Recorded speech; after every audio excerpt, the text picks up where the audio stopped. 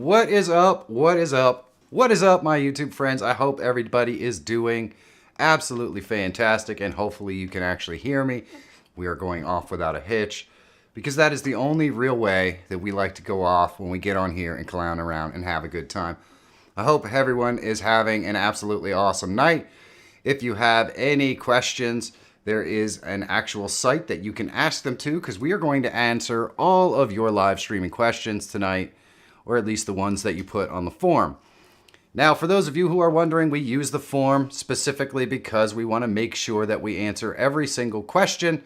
So if you have a question that pertains to general live streaming and that sort of stuff, please do me a favor and ask it. If you have a question that requires me to know that you're using X processor with X sound card and everything else, you probably don't want to bother to ask that question, just because it's specific to you, and we want to make sure that we answer questions here that pertain to everyone who might be in the audience. That's just the right thing to do. If you do have questions like that, however, and you want somebody to answer them, and you've been looking for a long time, there is a way that you can interact with me and others in the membership program. And that would be, if you look right here, down below, there's a link to the membership program. You can become a super supporter, which just means you support the channel, which I do really appreciate. It is absolutely fantastic to have folks that support the channel. If you become a member of the Streamer Squad, that means you get access to my Discord. We can have discussions, help you through your live streaming problems, and just generally there's a bunch of awesome people there who know a lot about live streaming. So it's so awesome to have such amazing amount of knowledge on the membership program as well that can answer questions when I'm not 100% totally available. And then the Streamer Squad Masters is actually a tier where you can be mentored by me in all things YouTube to help you grow and do all the things that you may want to do to get the most out of the YouTube platform. And of course, you interact with myself and Michael T from Tech Examined in that situation, because he is absolutely an analytics master and will get you guys going. And don't forget about the emojis perk. That's right, Trevor. Thank you. I got one just for Trevor tonight. I really do. See, there you go, buddy. Woohoo! This one's just for Trevor because I know that it's his favorite. And what I really should have done is I should have put a voice to this one. But, I didn't bother to do that because I'm lazy. All right. Well, let's go over to the Monica question cam and see if we've got any questions in here yet, and say hi to her. And thank you, Nailister. I'm sure I pronounced that wrong, but you guys will realize that that is what I'm really best at, pronouncing people's names wrong. It's probably a meme somewhere out there. And we do have Rick James in the house tonight, who has once again changed his name. Now, I don't understand, Rick, how you're going to find any kind of traction on YouTube if you change your name every week. Because, it just, how's that gonna, how are people gonna find your channel? Oh man. Hike with Mike is in the house. Awesome. Let's go see if we've got any fun stuff with Monica over here tonight. What's going on, babe? Hey, fun stuff with Monica. It sounds like my own program. Yeah. Yeah. Fun stuff with Monica. I hope it's clean. Yeah. Always. Always. We don't want any of that dirty monkeying around. That'd be horrible. Nope. No dirty monkeys. So Rick James says he's not changing it anymore. This is what it is now. Okay. He's doing movies forever. He's doing movies. All right. Forever. You got to find your niche. Yeah, baby, because it's time to party. All right. Woohoo! Party up in here. Yeah. Hey, look at this. You see that? I don't know if you could see that, but that's my microphone kind of peeking out. It's peeking out. I don't know. I try to adjust it so we can. There we go. How's that? Now we can't see it. 50 Shades of Monica. Oh, goodness gracious. Please no. All right. So how are you doing this evening, honey? I'm good. I'm as good as can be expected. I had a super busy day. I got home, had about 20 minutes to get myself a little something to eat, grab all the required essentials, and sit down and get ready to do the show. But I'm excited. I'm excited to get started. It's good to see everybody in the stream already. It is. It's awesome. Michael says congrats on the 77,000 subscribers. Woo-hoo! It's just unreal. It really is unbelievable. I am actually wearing a Slayer shirt and, just to, as a commemoration of the 77,000 subscribers, because they should be here too. So it's as close as they can get, really. Yep. I can see how totally down with that you are. Hey, what are you up to tonight? Oh no, here he comes. Yeah? Okay. Hey. So, what's going on? well, I just had one of those days where it was like a day. I think it was called Wednesday, and it was just, like a day. Just a day. How do you spend your days? Well, I'm just thinking about you mostly. Oh, great. I know that's probably how you spend your days, just, kind of thinking about me. I mean, look at all this. Look at it. Well, I figured you'd spend most of your days just looking in the mirror, so I was just asking. That's the other half of my day. But, that's only so much fun, right? Only so much fun. All right. Well, so let's go ahead and get to some questions. Let me get my serious face on here. You're serious? Yeah! That's your serious face? I don't know. Maybe. Do we want my serious face, really? All right, we'll get my serious face on. Hold on a second. Uh-oh. All right, let's get to the questions. Oh, brother. Oh, are you sure you want to start with that?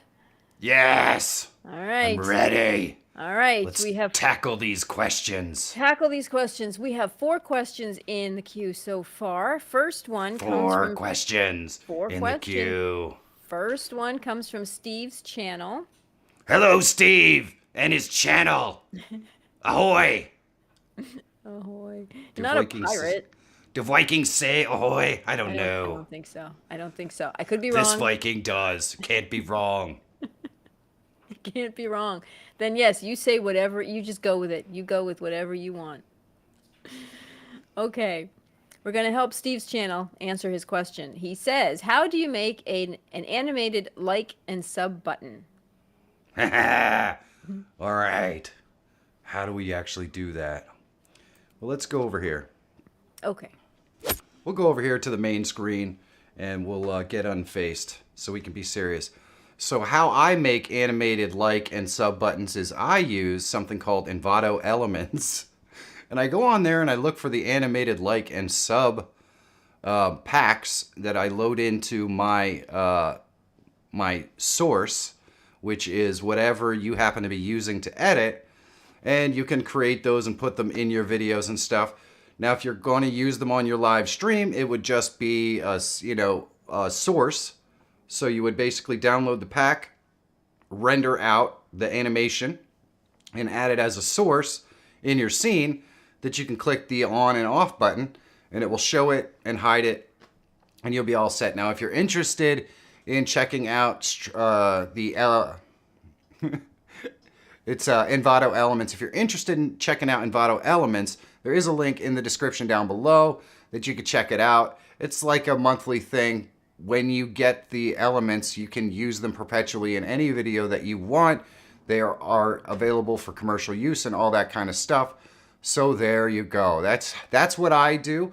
The only other way to do it is to go ahead and create those assets and animate them yourself using After Effects or something like that. That's certainly possible, but also takes a lot longer. So there you go. You can save yourself hundreds of hours and just pay a couple of bucks to get the assets on Envato Elements, or you can create them yourself, which is very difficult. Not something I could do on a live stream right here. Let's go and see what the next question is. All right, here we go. If you guys, by the way, if you have a question, Michael T just put the link for the questions right here in the thing so that you can go ahead and ask your question and I will answer it directly, or probably show you actually how to do it with my nifty little tutorial screen. What do we got next, babe? Okay. Okay. Next question actually comes from Richie J. Oh, Rick James. Rick James. Rick James. He just What's said up, hi. Rick? Hi Hi, to Rick. us. Yep. And we hopes we both had an awesome week so far and staying busy. He is mentioning about the Rockstar Games put Grand Theft Auto back on their games launcher due to them having to temporarily block the game to a lot of gamers. So it sounds like he was having a little bit of trouble, but I believe he should be back up and running. So there's no actual question. He was just writing in to say hey. Wow. So Rick James is using the question form to not ask questions now. That's what it appears, but you know. Come on, Rick James. Okay, so are we moving Goodness. We're moving on, unless Moving there's a on. question there. on? Not in his stream. He was just saying hey. All right, well, hold on a second. Okay. Rick, come on, Rick. If you're gonna ask a question, ask a question. Don't just not ask a question. Because if you don't ask a question, then we don't know what the question is. And that could be a problem. So make sure when you ask a question, you ask a question.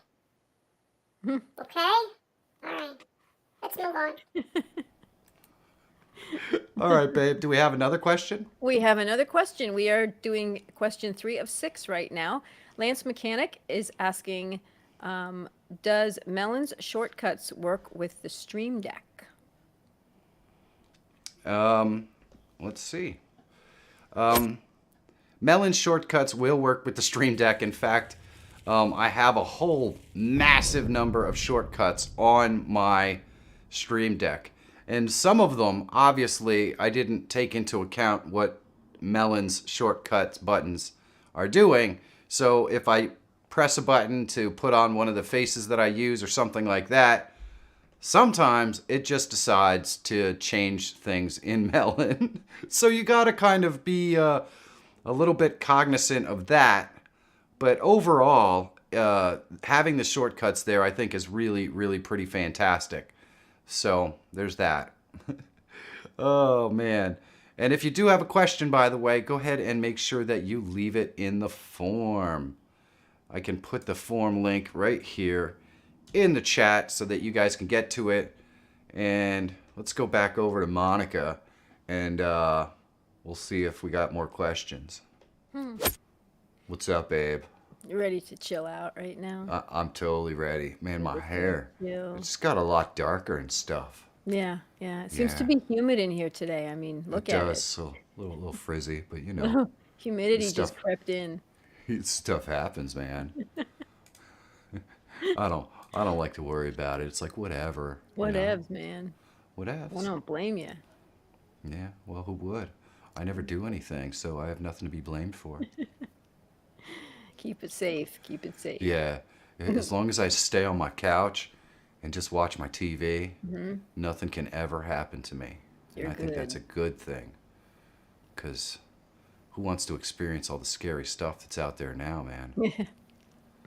Well, there's something to be said for that, yes. All right, babe. So do we have any other questions? We do. They're coming in. We are up to 10 questions. This is question number 4. It's coming from Iwame Yando, Oh, hello, Awame. asking Yando. how to use Zoom through Streamlabs Melon. How to use Zoom through Streamlabs Melon. Yes. Well, the easiest way to do it is I can show you kind of, well, you know what? I can just show you. Hold on a second. Let's go over to the tutorial screen and I will bring me up some Streamlabs Melon for you because it's going to be fun. So, I don't want to get this all that was cool. I shouldn't have probably shown that on screen. But anyway, here is Streamlabs Melon, and if I wanted to use Zoom on it, what I would have to do is go ahead and show myself on stream, but then we're going to go to share, and we're going to share a screen, and I can understand that, and we can pick one of the screens, and whatever screen you pick would be the one that you have Zoom on. You can also go in here and share,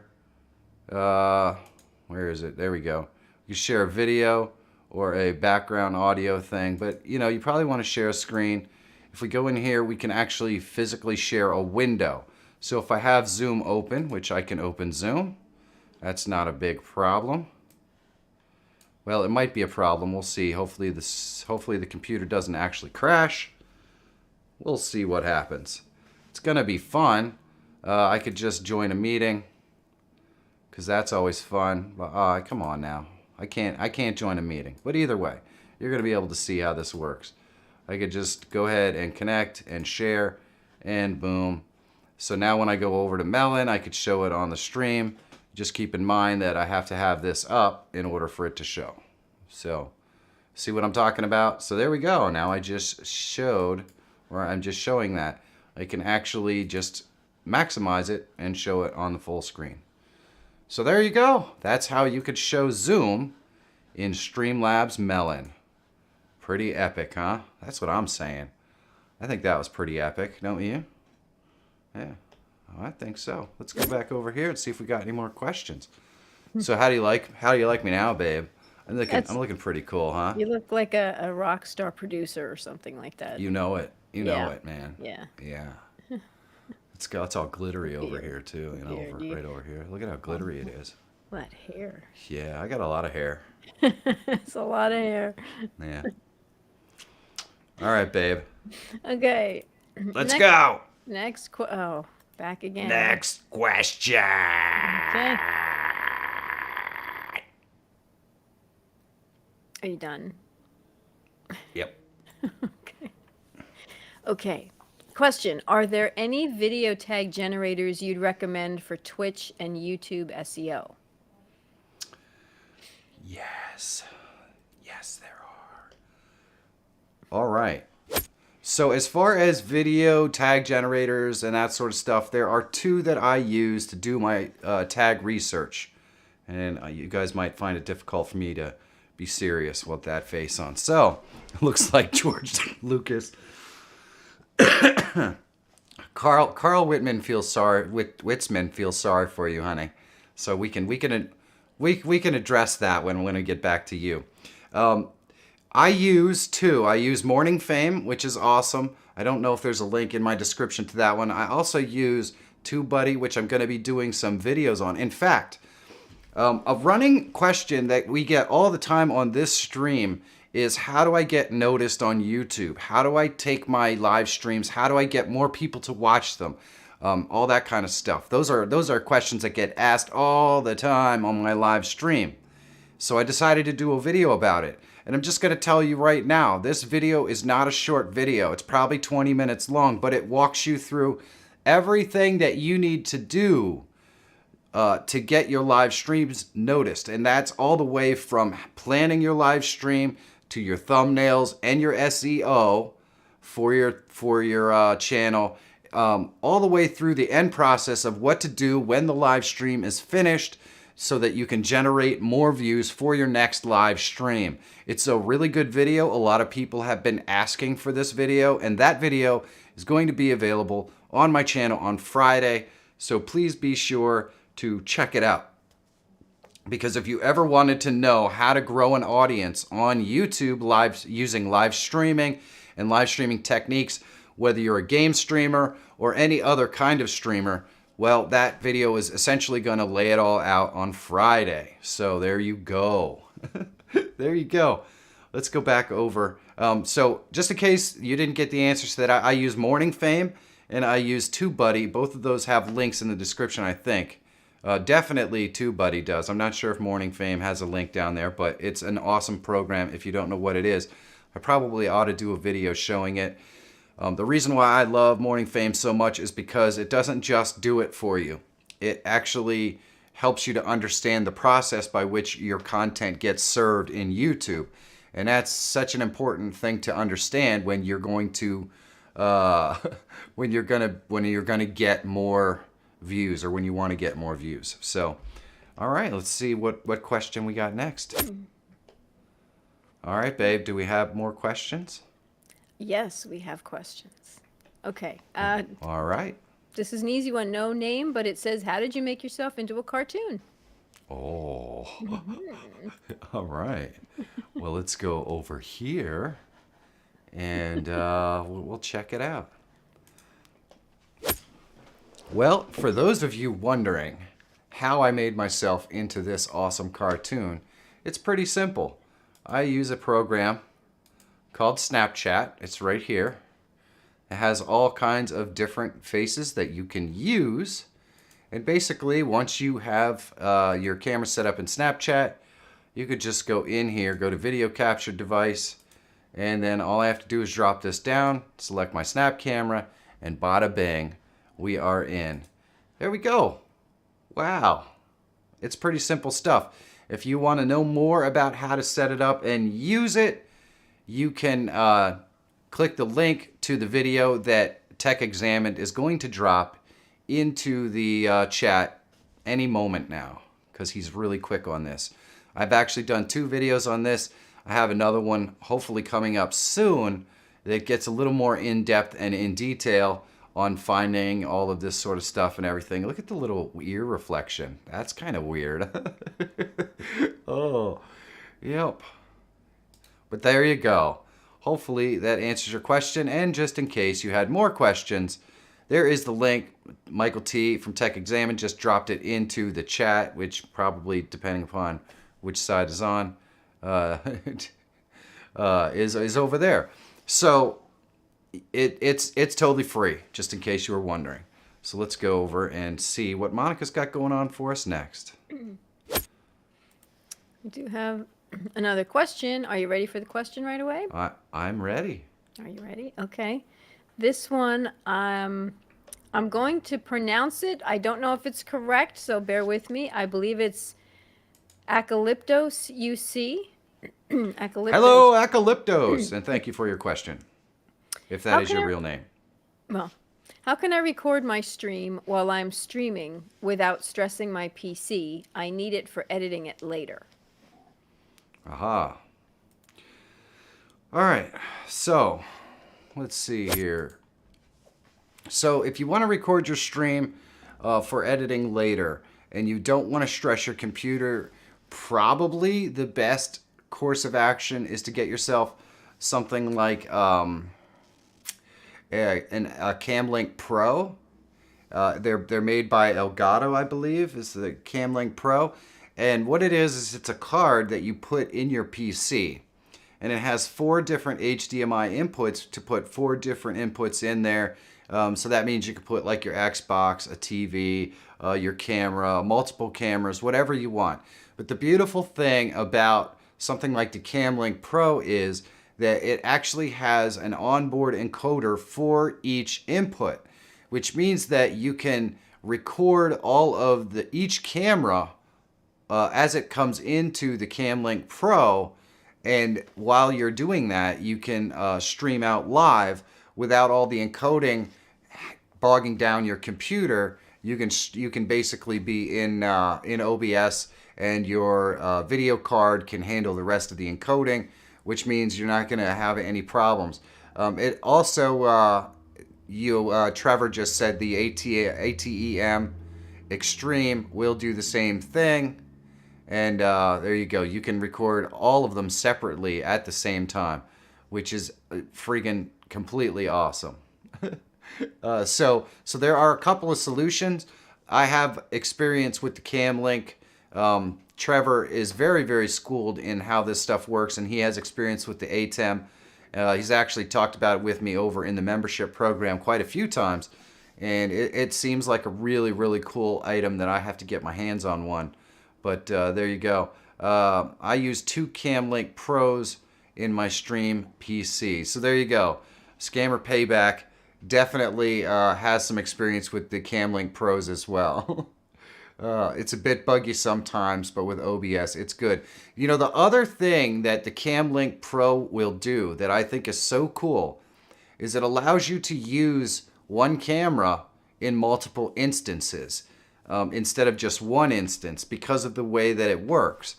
So what I mean by that is I can have things like this, where this is the shape of this face cam that I'm using, but then I can use the exact same camera right here in a square box instead of having the face cam. Now, I'm doing it because I use Source Mirror, but normally if you're on a Mac or something like that, or if you're using like Streamlabs or something like that, you cannot do that. The only way that you can do it is with something like the what is it? The CamLink Pro, because the CamLink Pro allows you to use the same camera over and over again. So that is a pretty cool little feature on that as well. So those are my two recommendations, would be the ATEM or the CamLink Pro. Yeah, so there you go. Let's go see what we got going on here. What's the question, babe? Hey, I see a comment here from Steve's channel. He says, I just want to say thank you for all your helpful videos. Your channel is the only one I go to for help with OBS. That's very nice. Well, thank you, Steve. I appreciate that. Okay, next question. I use my OBS for live and virtual cameras for church streaming. How can I reduce the delay with my camera and the audio? Because my camera appears to come later than the audio. Okay, cool. All right, so this is actually a common problem. So let's load up my camera in here. And, you know, I probably can experience this sort of thing as well because I'm using a third-party camera app, the Snap Camera. So I go down there and I'm using that, but I'm actually capturing audio from my Sennheiser through my CamLink. So in this case, you can see that there's a good chance that my audio and video will be out of sync. Now, if your video is delayed from your audio, what you can do is go and right-click, go to Advanced Audio Properties, and you just want to delay your audio right here. And this takes some getting used to work and figure out how exactly far you have to delay your audio. But there you go. If you find that it's the other way around, and your audio is delayed, or your video is delayed, or whatever, either side, there's a way to fix both. You can go into Filters here, and you can go to Audio Video Effects, and then you can go to your video delay. And now here you can go and delay your video a couple of seconds or milliseconds or however much you need to do so in order to sync up your video and audio. So those are the two sides, ways to delay your audio and ways to delay your video so that you can sync everything up. And hopefully that helps you. Let's go to here. We're going to remove me. We're going to get me out of there. We're going to go back over and get the next question.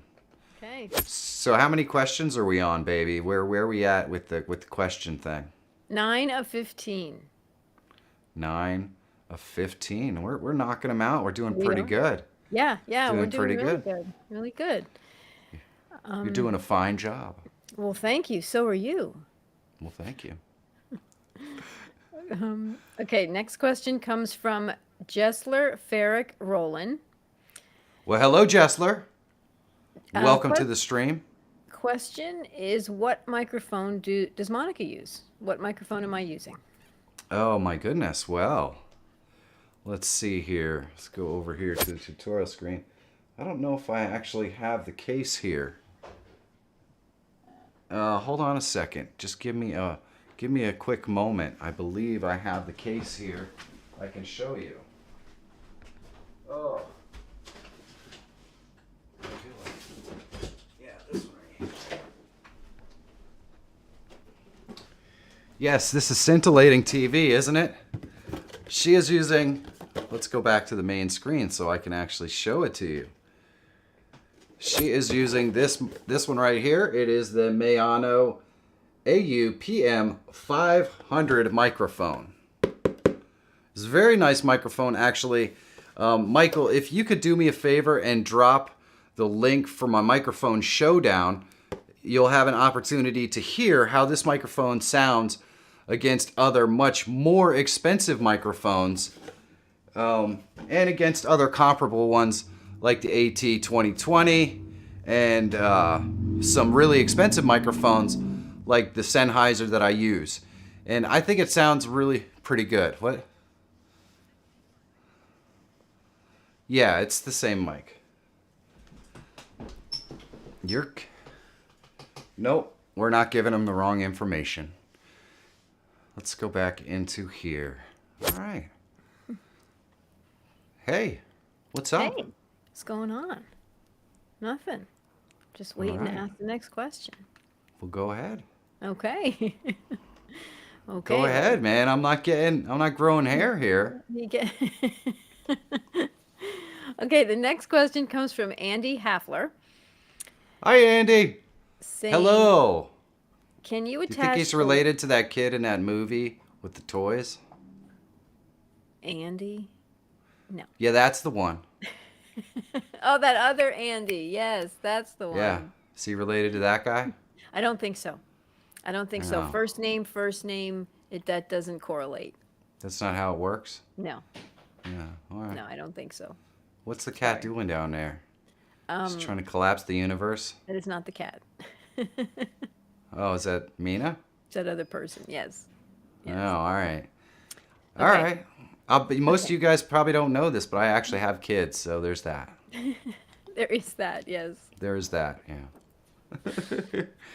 All right, babe. So what do we got? We have a question. Andy's question is, can you attach a USB mic to the line in port on your PC? Line in port. Line in port. Yeah. Okay.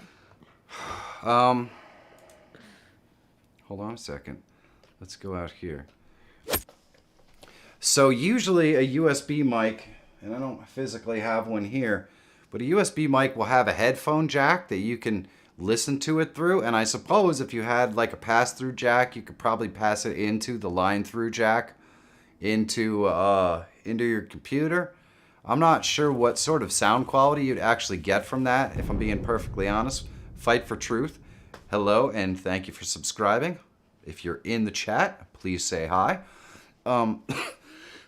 So in other words, you could go to the headphone jack that's on the microphone and put it out through there and into the line in, and I suppose that would work, but since it's a USB microphone anyways, the best way to probably use it is to plug the USB into the bottom of the microphone and then plug the USB into your computer.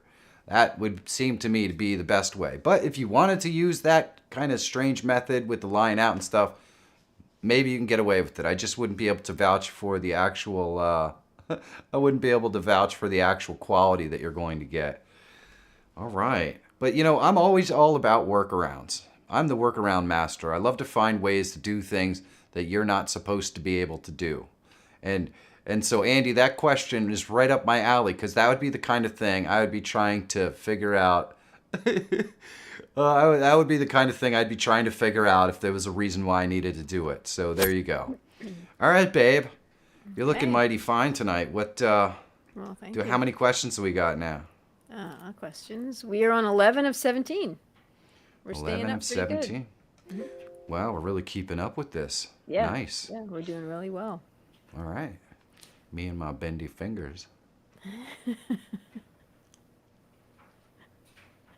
All right, let's do this. Okay. All right. This one comes from Rach. I have a feeling I had a question. Hello, from Rach. the person before, and I don't know if Rage? it's Rach? or Rack, or I'm not sure. Well, how's it spelled? It's RACH. Hi, Rach. Rach. Gonna get Hey, it right. hello. Exactly. We'll get it. Yeah, we're not Hey, going to get it hi. right tonight, probably, but hello. Probably not. Question: how do you use LUTs in OBS for a multicam stream? Ah, well, all right. I'll show you how to use the basics of it.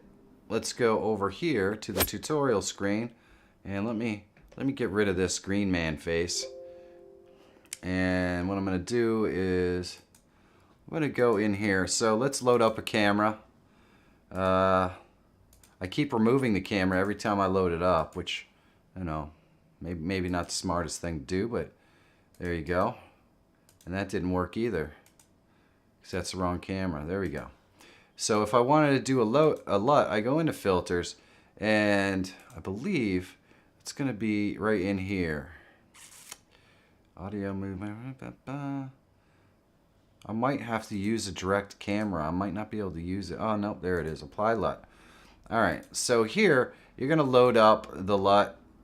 And here is a whole bunch of basic ones that are just in here. You can create your own. In fact, if you're looking for a video on how to create your own, I believe Jay Lippman has done one. So maybe Michael T can leave maybe Tech Examine can leave a link to Jay Littman's channel.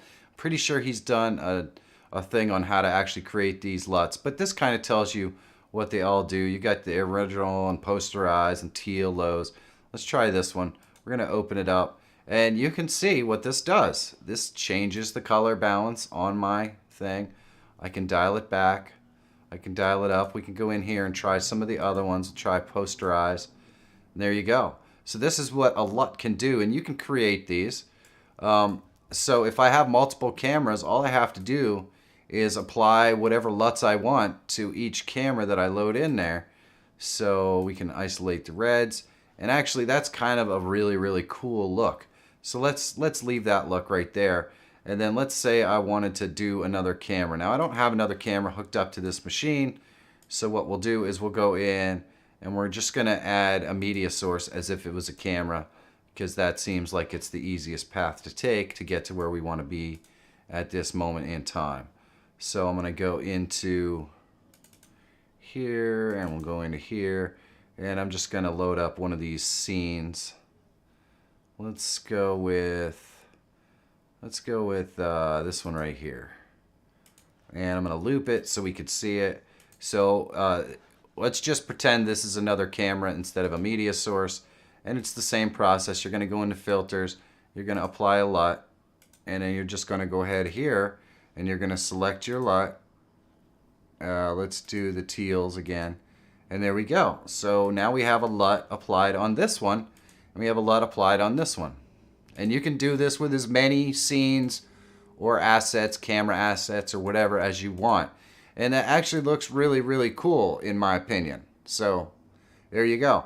Now, if you wanted to apply multiple LUTs to the same camera, you would have to use something else. Let me show you. You have to have Stream FX on here, and you could go into Source Mirror. And what I could do is I can go to Source Mirror Type, Video Capture Device, and there you go. That's not what I want.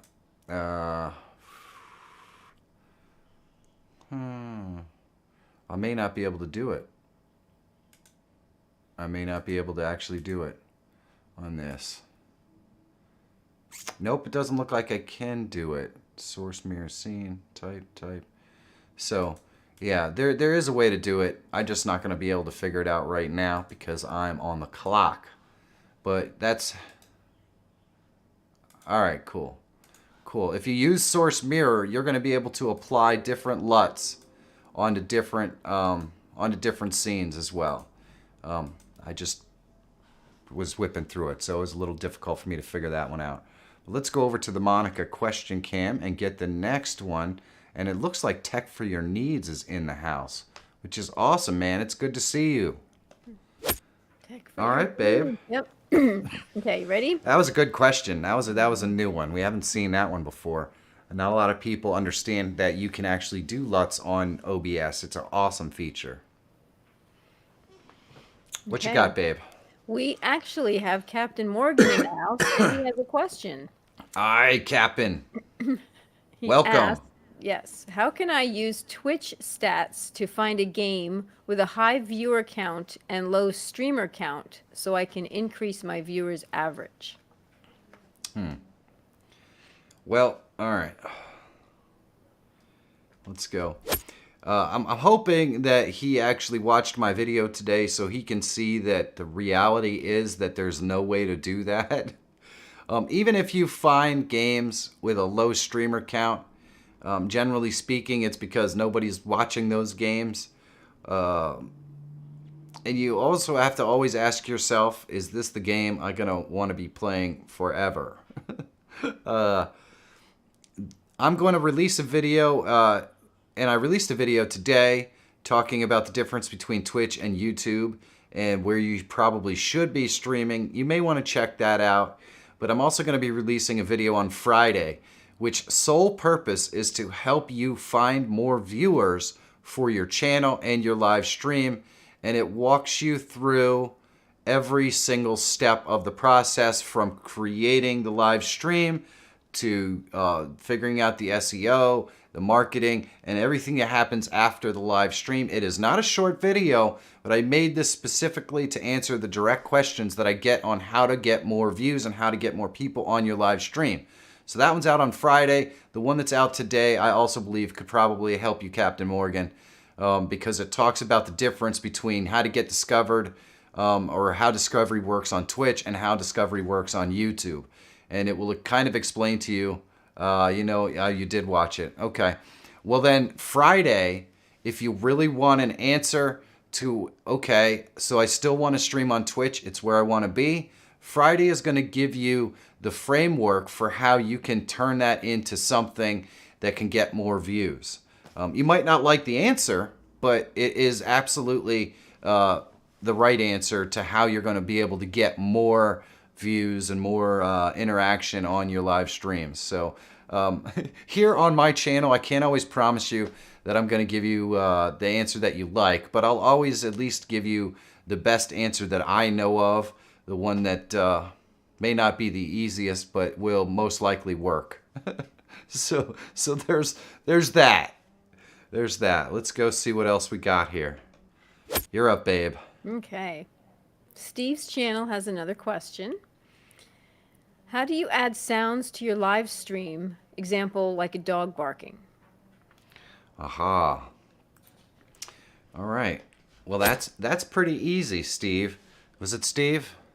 I think it was Steve. Hello, Steve. All right, so I can just go here, click the plus, go to media source. Now, you probably want to do this in its own scene. Just set up a full soundboard.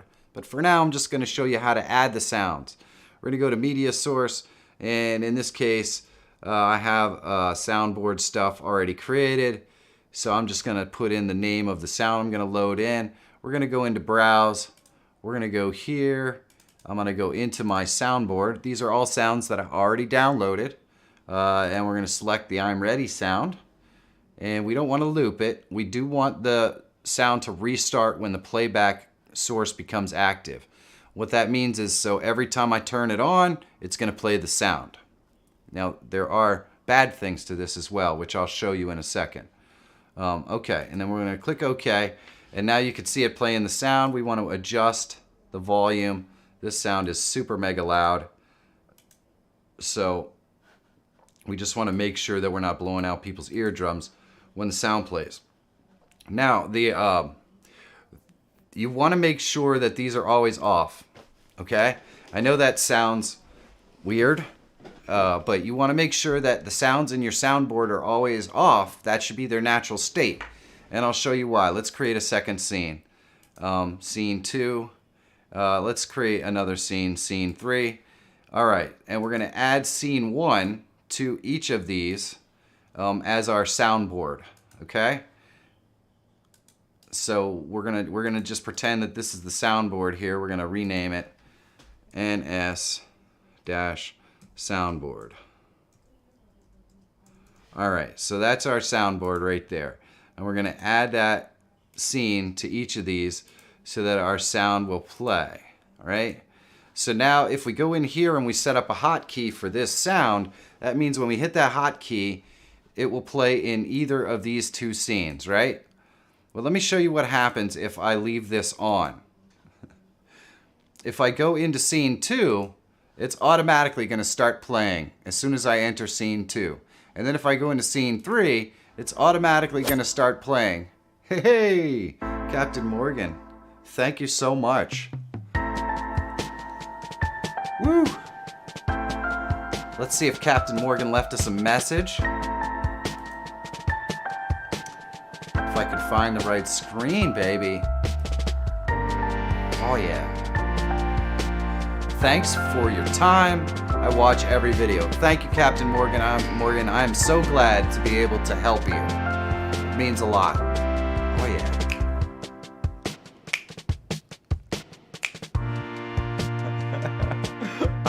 You know what? Every once in a while, it's good to just take a break. Woo! Thank you so much. All right, so let me go back into here. All right, so right here we've got our, so you can see that if I leave the sound up with the eye, then when I switch to scenes with that sound, it's going to automatically play as soon as I enter. So you want to have the natural state be off.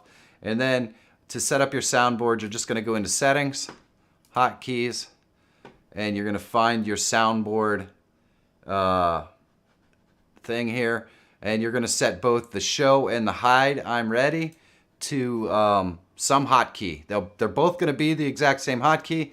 You click it once to play the sound. You click it a second time to turn it off. You always have to turn it off, or when you switch scenes, it's going to automatically play. But that's how you load up a soundboard and all that fun stuff on your live stream.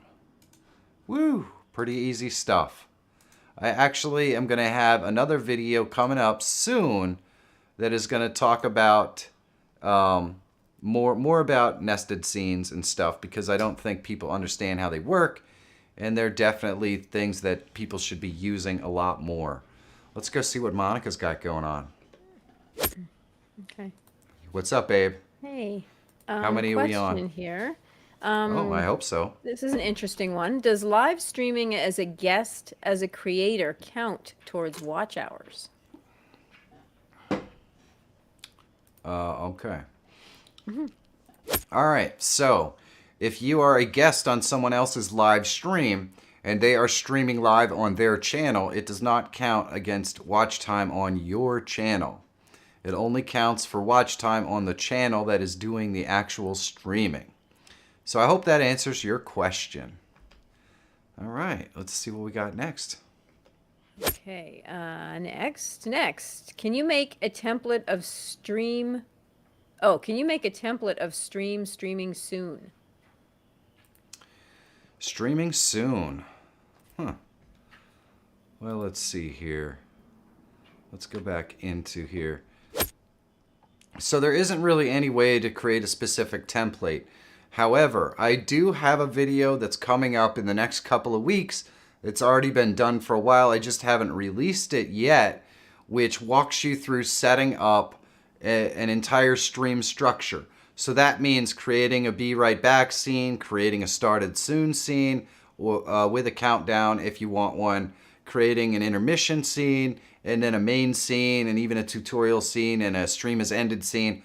I literally walk you through how to create simple ones that even have some flourishes and some different screen cams and that sort of stuff. So if you are interested in watching a video about how to create a full stream, just keep an eye out for it. It's going to be named something like Creating a Full Stream or something like that. Or just watch everything I do and you'll definitely be sure not to miss it. I'm actually trying something a little bit different this week. For those of you who may be new to my channel, I used to basically release content Mondays, Wednesdays, and Fridays. I kind of moved to just Mondays and Fridays because I was live streaming on Wednesdays. Oh my goodness. General Sa has tipped $3.33. Thank you so much, General Sa.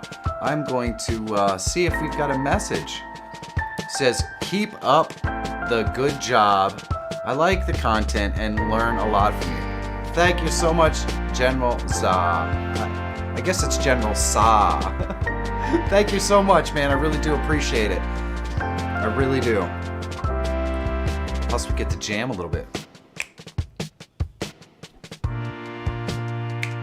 Oh, yeah. Woo! Well, you know what? It's not Slayer, but it's awesome, you know?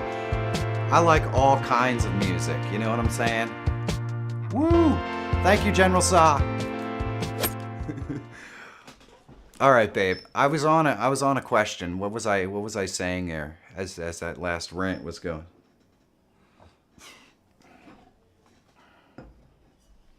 Oh, yes, that video is on the way. Yes, Christopher Murphy says Rain in Blood. And that's funny because I have I have Monica can answer this question. Hey, honey.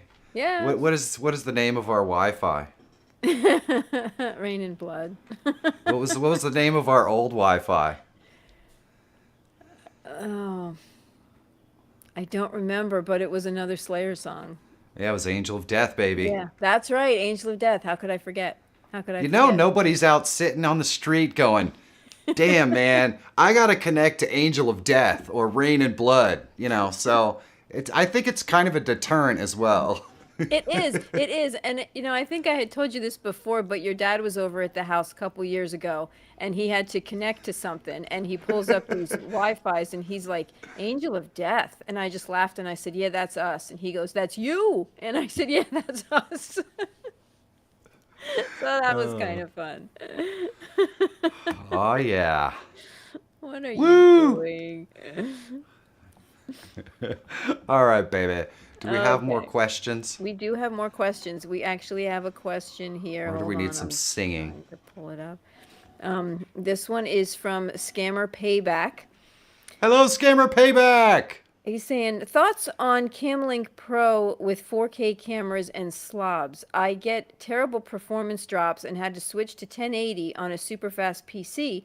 Talked to Streamlabs development team and they blamed my AV. Huh, interesting.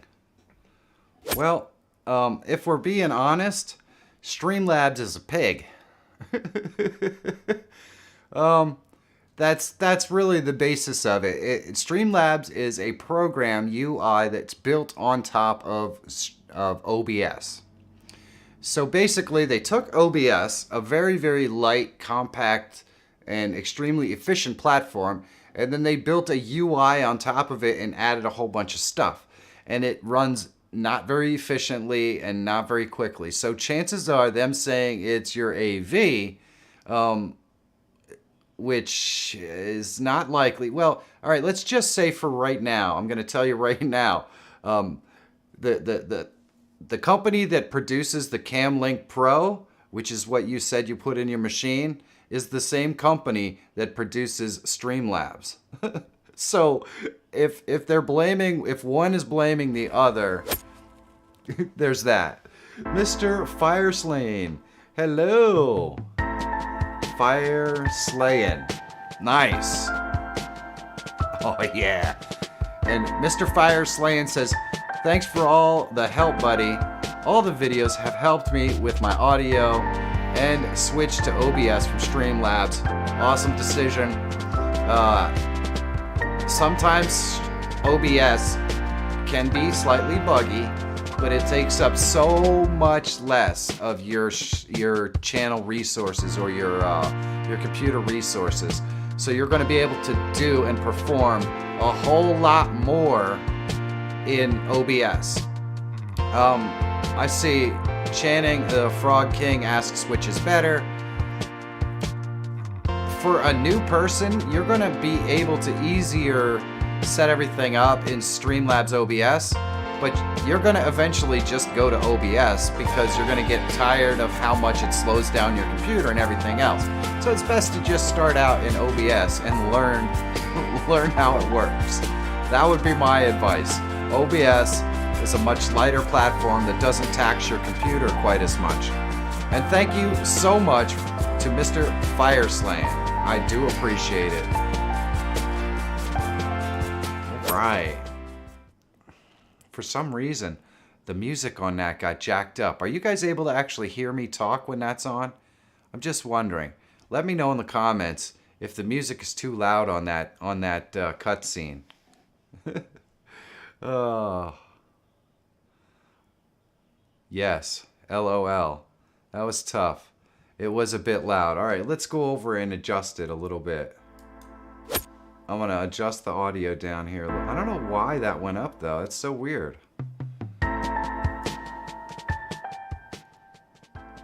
Oh, well, thank you, Carl. Is that better? That should be better. I want to make sure it's jammable still, but you know. Oh, man. The music is okay. Thank you, Trevor. All right, so I think we're there now. Now we've got folks just recommending awesome Slayer songs like Dead Skin Mask. Definitely one of my favorites. Who's in the house? Oh, hey, Dave. Dave from Organic Gardening in North Carolina is in the house. Hello, Dave. The Tool Matt, I saw the Tool Matt commented like almost a full day before the stream went on. Thank you, my friend, for coming back. I really do appreciate it. It's too low now. Hold on. We got to get it right. We want to get it right.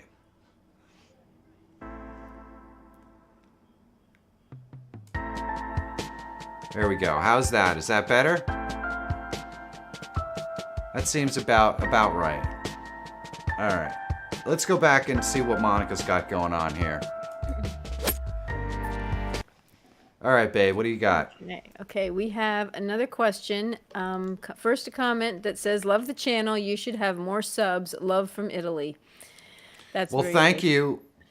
What was his name? More channel? It just says "Love from Italy," so I think he or she is sending a question Awesome. from Italy. I love Yes. pizza. Yes, All that. I give Italy no, all we don't. kinds of love with my taste buds. It's my favorite food. At least once a week. What did I have for dinner tonight, Pumpkin? That would be pizza. You know what the best part about pizza is? Pizza's just like sex, man. Even when it's pretty bad, it's still pretty good. You know? I'm just saying. Just saying. All Okay, right. so anyway, Italy has a question. Do you Hello, have a Italy. Do you have a Discord? I do have a Discord. Oh man, this means I get to talk about the membership program again for those of you who are uninitiated. Right here, we have the Super Supporter Discord that comes with some really cool emotes and some little symbols that you might see popping around on the chat. Trevor and Tech Examine can show those puppies off. Then, if you want to join the Streamer Squad, you get access to our Discord server, which is going to eventually come with some bespoke live streams where we can all get together and talk. I do believe that's going to be coming fairly soon, as we are starting to actually fill out and get some activity on the Discord, which I absolutely love. It's fantastic. And that last one there, the Streamer Squad Masters, that is for folks who might want to have a deeper level of mentorship with myself to help them get their channels started and, you know, get more views, understand how the YouTube algorithm works, things like that. So if you are interested in any level of our membership program, the links are in the description, and I really tried to keep, especially the bottom end, as affordable as possible. It's just, you know, it does really help me out, but at the same time, I don't want to, you know, I know money's tight for everybody these days. So if you want to help out the stream, just doing the super supporter is a fantastic way to go. If you want to get into the Discord, that is the Streamer Squad. So thank you guys. Hopefully that answers your question. Let's go and see. We've got a Dusty sighting, I believe. There he is. Look at him. Look at him. Hey, Dusty. Dusty. Oh, look at him. Daddy's calling you. Daddy's calling you. Dusty. Daddy. I don't remember giving birth to a cat. I'm just going to be flat out honest with you. You didn't give birth to the cat. You adopted the cat. Same thing. Meow. You're a kitty. Yeah, well, you might be big enough to eat that kitty.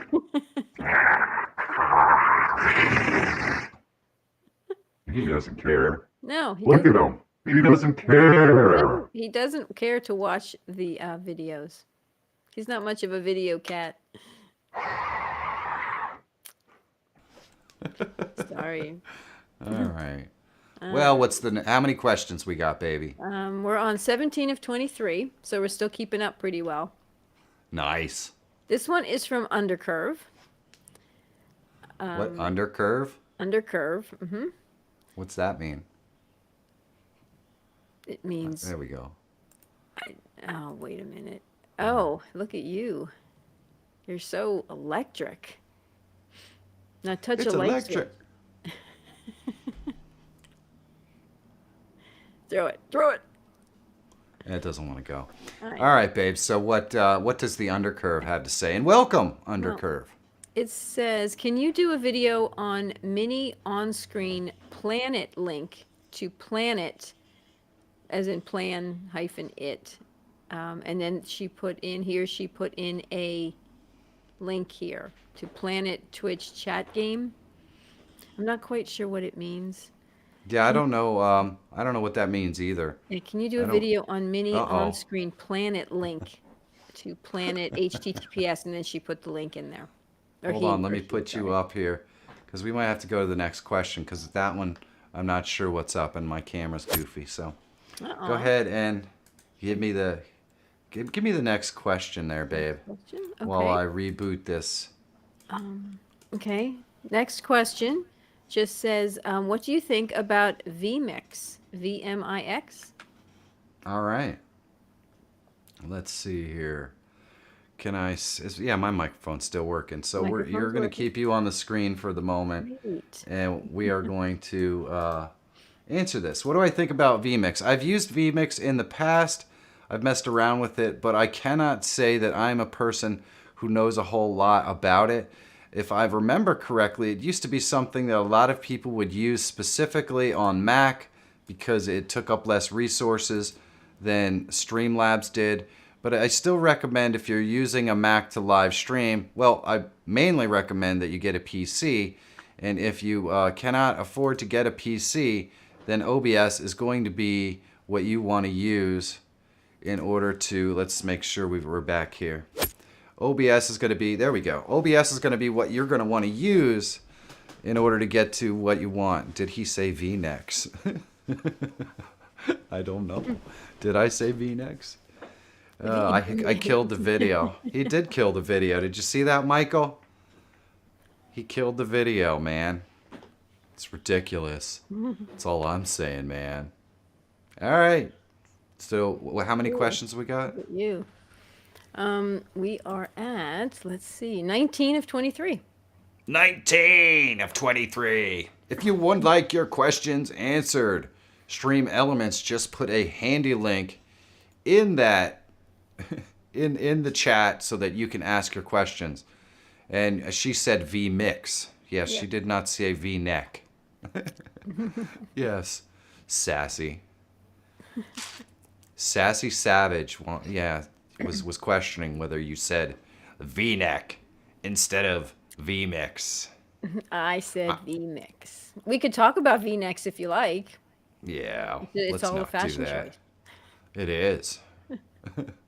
Apparently, you have a deep V-neck in your sweater. That's why. It's a yeah. Maybe that's what. Maybe Maybe that's why that's that it. came up. Maybe.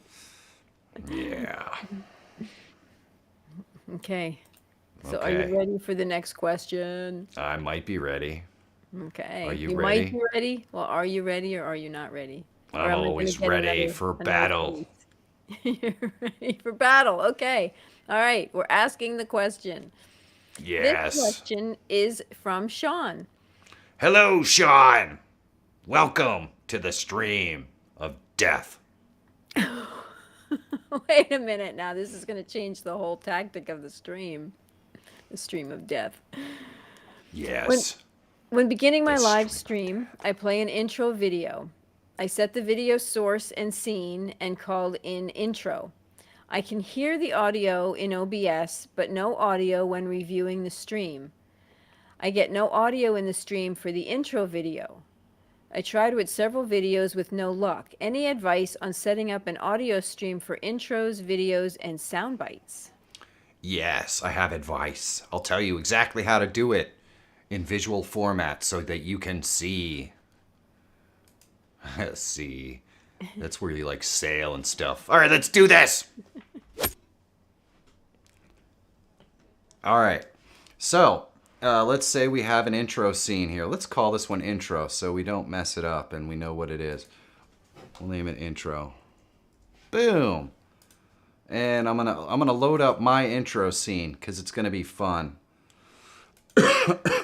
Media source, and we'll call this one my intro.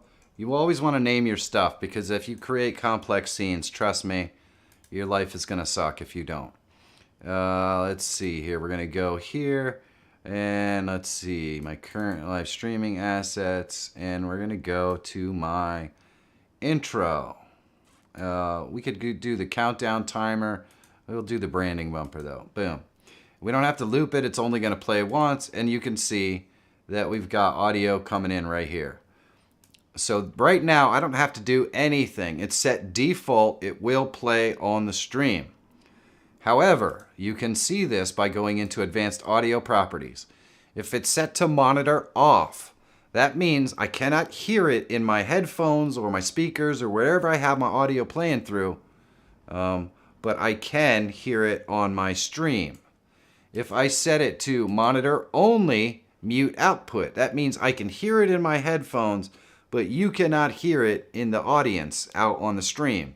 And if I set it to monitor and output, that means I can both hear it and so can my audience. And those are the 3 settings for any scene.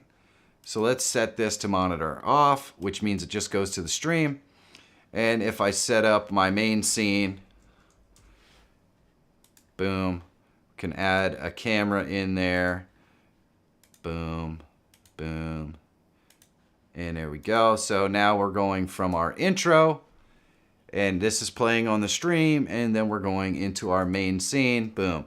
All of that, if you follow that information as to how to set those up, you'll be able to hear it.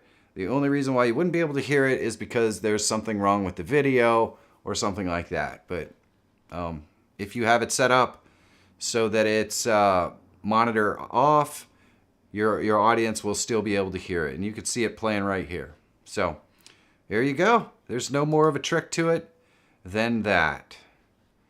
Boom. Let's remove this stuff so we can come back in here and help somebody else out. We got to always clean up our stuff. You know what I mean? Oh, yeah. Because otherwise it just gets to be a mess. It'll be too difficult to figure out by the end of the time that we're done doing this. It's just the way it works. Let's go and see what question we got going on here. Okay. Hey. Next question. Next question. Yes. Next question. Yeah. Next question.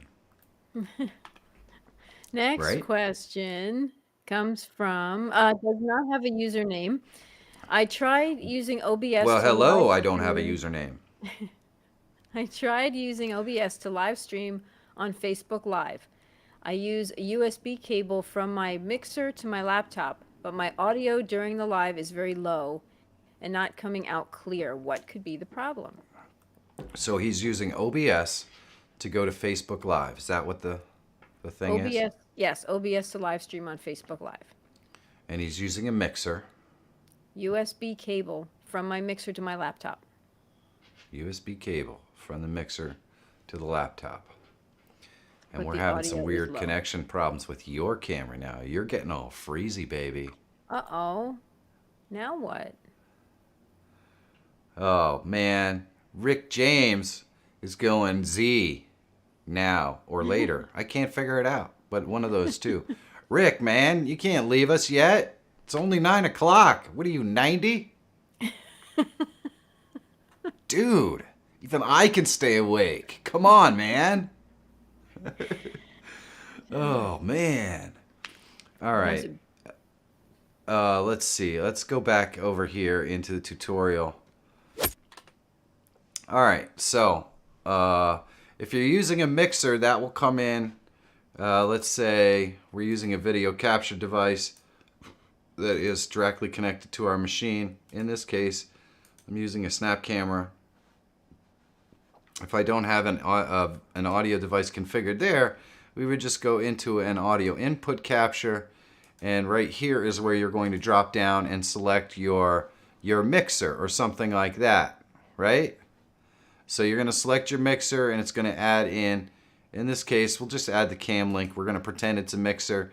You want to make sure that your levels are peaking around in the red. If they aren't, you're going to adjust the levels up on the mixer to make sure that it adjusts them first. I mean, it makes the most sense to mix it properly on the mixer before it gets into OBS.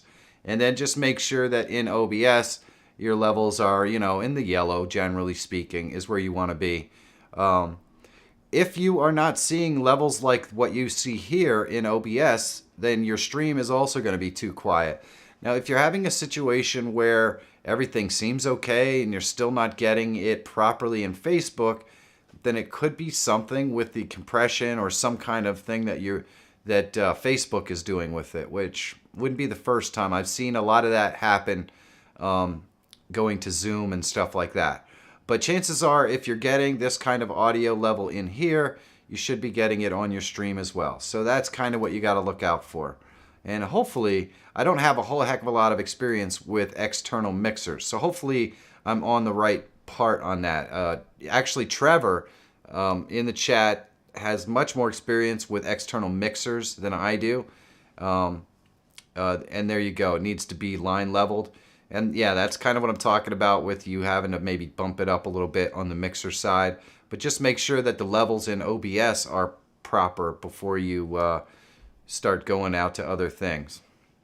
Because as long as those are proper, that should be what the stream is actually hearing. Love from India. Well, thank you, SB Saurav.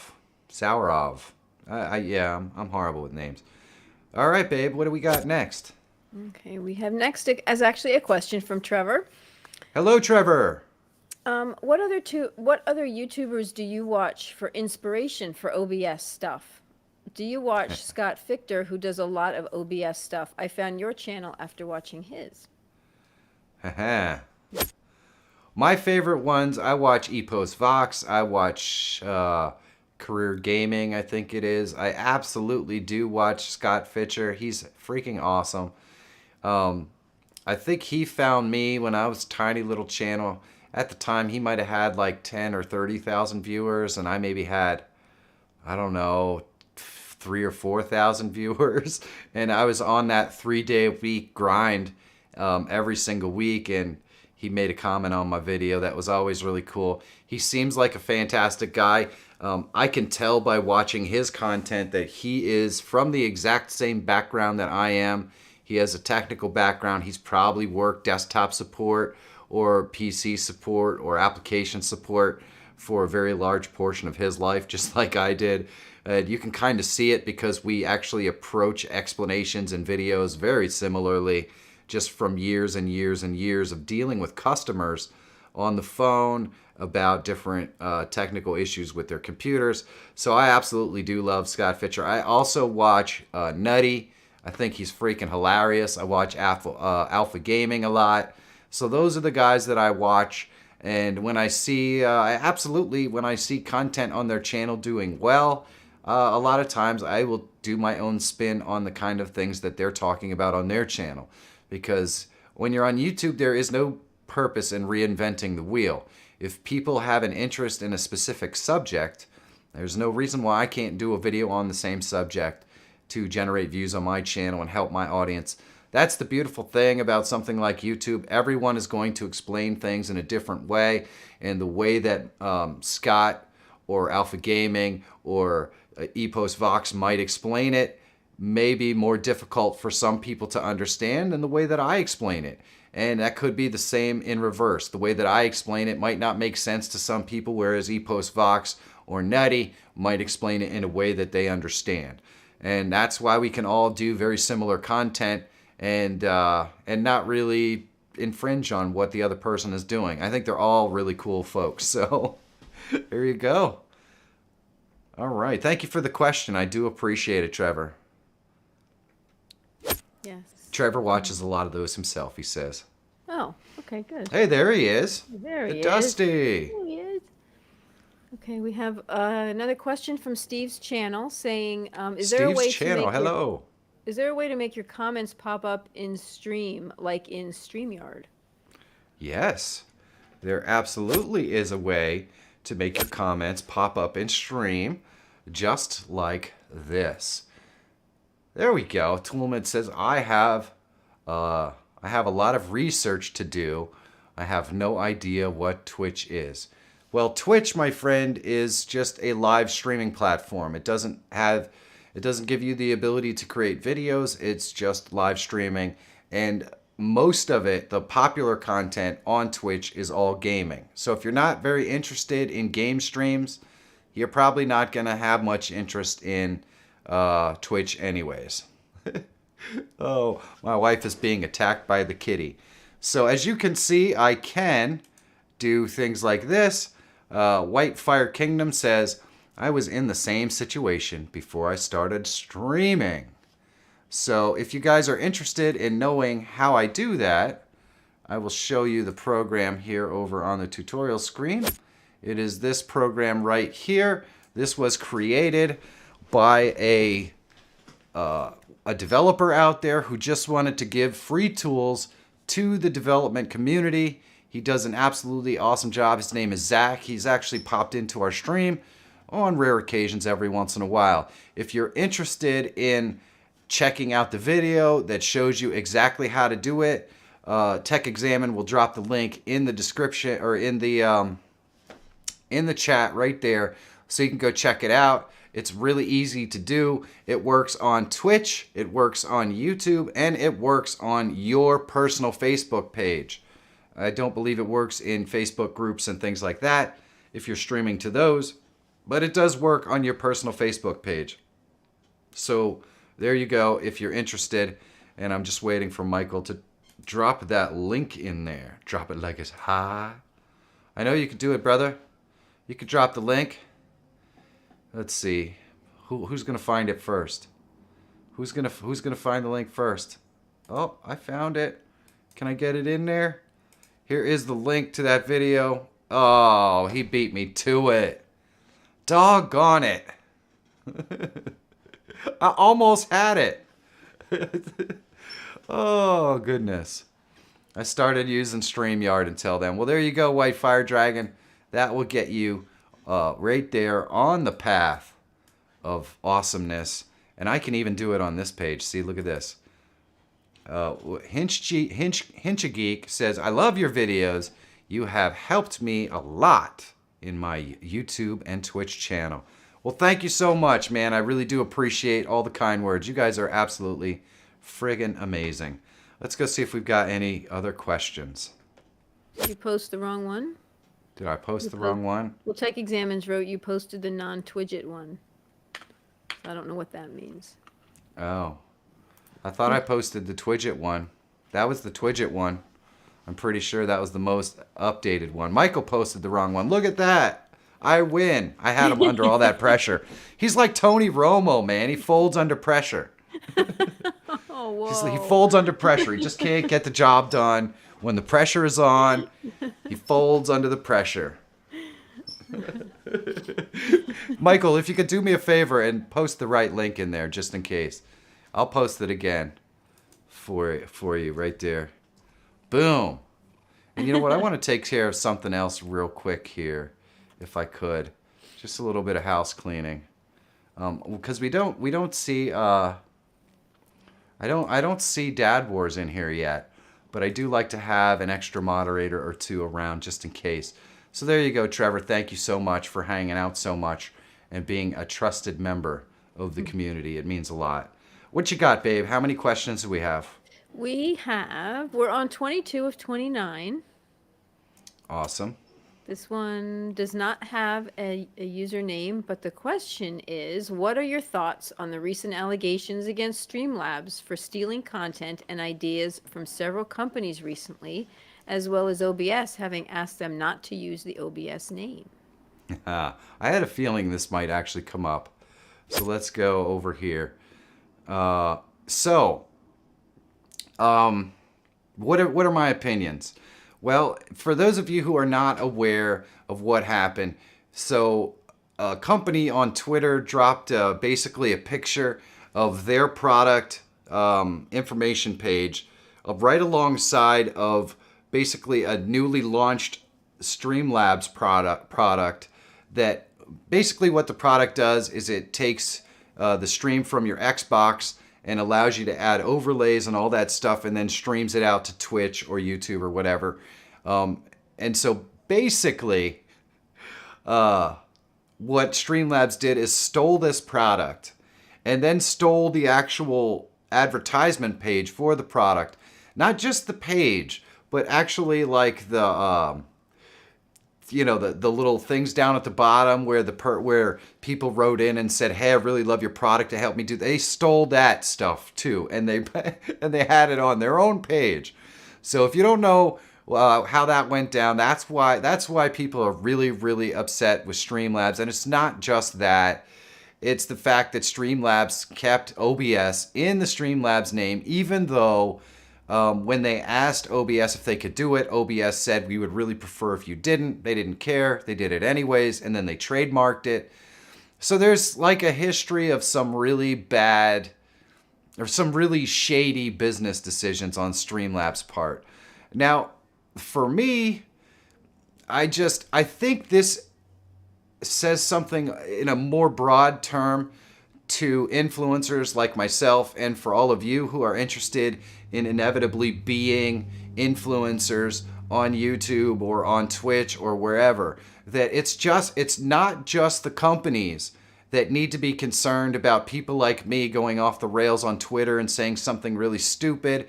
As influencers, we also need to be cognizant of what companies we're working for, what their ethics are, and that sort of stuff, because I built this brand. I worked really hard to do it, and I don't need that imploding because I'm endorsing some company that goes off the rails politically or has really poor business practices. That's not what I'm about. I'm about helping people learn how to live stream. And just like any other influencer who works really hard to build their brand, we have to be just as careful about the products that we endorse as they have to be about the influencers they choose to work with. So just keep that in mind, because to me that's kind of like a side plot to this. But I also want to say, if you're really upset with how Streamlabs does business, don't do business with them. It's that simple. Some of the products that Streamlabs offers, like Melon, I think are decent products. But if I don't like their business practices, I'm not going to use them. And I'm probably not going to endorse them either if they continue with the business practices that they've used in the past. With that being said, it doesn't necessarily mean that the products are bad. It just means we disagree with how they do business. So that's a choice that everyone out there is going to have to make, including influencers like myself. Is this a company that I want to work with? We have to make those decisions. So just keep that in mind. And my opinion is basically, I don't really have an opinion. I think Melon is a pretty good product. I think it's basically one of the cheaper ones on the market. So it's a good option if you're looking for a browser-based live streaming program. And so you have to decide whether Streamlabs' business practices in the past are going to influence your purchase decisions. And believe me, there are plenty of companies out there that have done stupid things, and I just refuse to use their products. You have to make those kind of decisions for yourself as well. And I think as an influencer, and anyone who's in the audience who wants to eventually become an influencer as well, these are things we got to think about before we sign those sponsorship deals and those contracts with companies. Are they going to do something that embarrasses me? So just keep that in mind. All right, babe. I love that question. Thank you for the question. Okay. All right, babe. Okay. Next question. How can I do on-screen games with my Twitch and YouTube chat? How can I do on-screen games? Oh, well, let's see here. So in order to do on-screen games with your Twitch and YouTube chat, you're going to do it the exact same way as anything else. You're going to add your chat probably using Twidget, this right here. If I go to my main screen right over here and we look over there, this is all coming from Twidget, this chat that's listed right there. So you can add that right on top of your game screen in the corner, or you can shrink your game screen down a little bit and add the chat next to it. So maybe your game screen is where I'm at right here, and then your chat is right there. And what was the other one that he wanted to add? A chat and...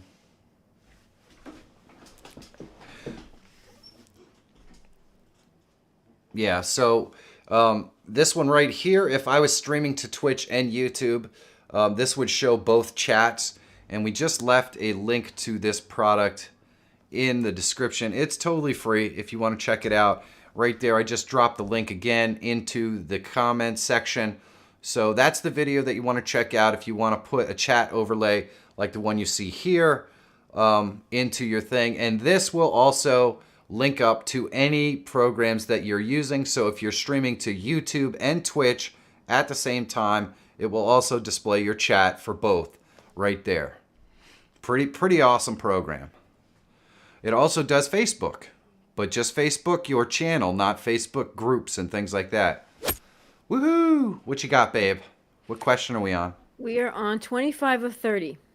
25 of 30. Yes. Wow. Okay. Sounds epic. It's from Mindless Beats.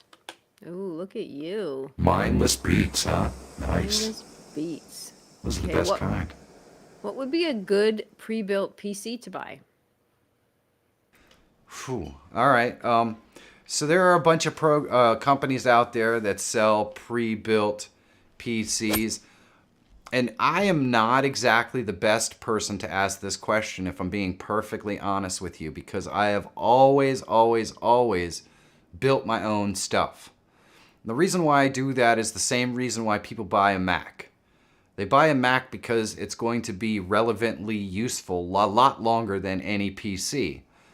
A lot of the store-bought PCs that you can get, well, they're kind of the bottom rung of everything. Whereas if you build your own PC, you get top-of-the-line stuff, then you get the situation that I'm in right now, where this machine that I'm using to stream on is quite old. It's probably a 2015 machine, maybe even older than that. But it's still very, very useful and holds its life a lot longer. So I'm not the right guy now. I do know that there are some really good companies out there that build machines specifically designed towards streaming power and that sort of stuff. And I would probably look in that direction more so. Michael T, what's the name of the company that built Jay's machine? I forget. He absolutely loves it. The thing is a complete freaking beast. Yes, Coronado Connor Anderson Music says GPUs are tough to find. You are not even kidding. I was looking the other day and I'm like, well, I'm probably going to live with this for another year because I just can't get anything. Michael T just dropped the link to one that I know of that builds just beasts of a machine. It's called Puget Systems. They're pretty awesome stuff. One of the guys that I work with relatively often uses Puget Systems and absolutely loves them, especially for editing and things like that. So they might be one to check out. But I can tell you right now, you're essentially buying premium components and they're building it. So they're not cheap. They're the same thing that I would do, except for when I buy them, I can try to get them all on discount and I put them together myself, so I'm not paying someone else to do it.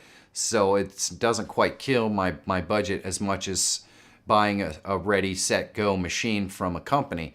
But if you're just out there going into Walmart, buying a desktop from Dell, you're just getting a machine that's maybe going to be reasonably decent for a couple of years. So you kind of have to go more into specialized systems if you're going to do the kind of things that we're going to do and you want those things to last. Dad Wars is in the house, honey. Woohoo! He's in the house. Wait for the crypto mining machine to be sold off and get some good GPUs. That's right, Trevor. That seems like a pretty good philosophy right there, if I'm being honest. All right, babe, what you got? Okay. Next question. This is from Danny Joel from India. Hello, Danny Joel. If that Can't- is your real name. Can I stream at 720p with 2 Mbps of network? All right, let's see here. You should be able to... Boy, I'll tell you what. With just 2 megabits per second up, streaming in 720 is going to be pretty tough. You should probably be somewhere around 3,000 to stream there. And I would say maybe the bottom end of that limitation would probably be 2,500 BPS. But with that being said, you might be able to get away with it at 2. You might. Assuming that's megabits per second, which would wind up being about 2,000 or 2,000 kilobits per second. but it doesn't leave you any headroom. So when I recommend streaming, I stream in 1920 by 1080. So I stream at 6,000 kilobits per second, and I generally recommend that someone who streams at 6,000 kilobits per second has a 12 megabits per second in their upstream, because that's double what I need to do the stream, and I know that I'm not going to have a whole heck of a lot of problems. But if you don't have like a 12 megabit per second, you're not streaming there. So if you have a 6 megabit per second, I think you can easily stream in 720 at 3,000 bits per second, or whatever, megabits per second. So that's where you would want to be. So do an internet check to see what your uploads are. And if they're somewhere around the 5 or 6 range, then you should be able to stream at about 3,000 bits per second in OBS. That's what I would recommend. If you don't have that, you might have to go ahead and see if you can find better internet somewhere, because that's actually kind of too low, I think, for you to do 720. So there you go. I'm sorry for the bad news. All right, babe, what do we got? What question are we on? 27 of 30. Ooh, all right. Where Sounds good. Where can I get free OBS templates to download? I'm not sure what sort of templates you're talking about. I don't know of anyone that gives away free templates. I think places like Nerd or Die and stuff like that may have one free template. But the best way that you can get free templates is like to go onto my channel and find tutorials on how to create overlays and that sort of stuff. How to create overlays and things like that, and then create your own, and then they're free.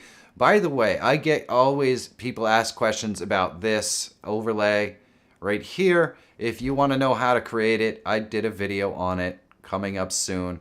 In fact, the one that I did the video on is this exact template with some animation to it as well. It's totally free to create, and I'm going to show you how to do it. That video is going to be coming up in a little while. I also wanted to mention that Friday video, because one of the most asked questions that I get, or a theme of one of the most asked questions that I get on my live stream, is how do I get noticed? How do I get people to find my stream? I put together a video that I'm going to release on Friday that talks about every single step in the process of producing live streaming content and then turning it into some stuff that's going to help you get more people on your live stream. And this is a step-by-step guide which walks you through each piece of the process. So if you ever wanted to be able to dive deep into how to get more people to watch your live streams, or just how to get more views on your YouTube channel using live streaming, you're going to want to check it out. It's on Friday, and it's not short. It's going to be something that you guys have to watch, but I definitely, do me a big favor. When you do watch it, if it's what you were looking for, please leave me a comment. Let me know that it answered your questions and that it was helpful, because it's a long video. It's not something I would normally do because I don't think it's going to get a lot of views. But I get the same questions over and over again in my live stream, and it's the kind of video that I think will really help a lot of people. And if it helps a lot of people, that's why I'm here. So definitely check that one out. I think you'll probably, I think you'll really like it if you're looking to grow your live stream. All right, babe. So we're on what? This is 28 of 30. 28 of 30. Yep. Wow, we are really getting close to the end, huh? Yes, we are. Whoa. Whoa, man. Dude. So I guess we have time now to chat, right? Babe? Hottie? Huh? What, the cat got your tongue?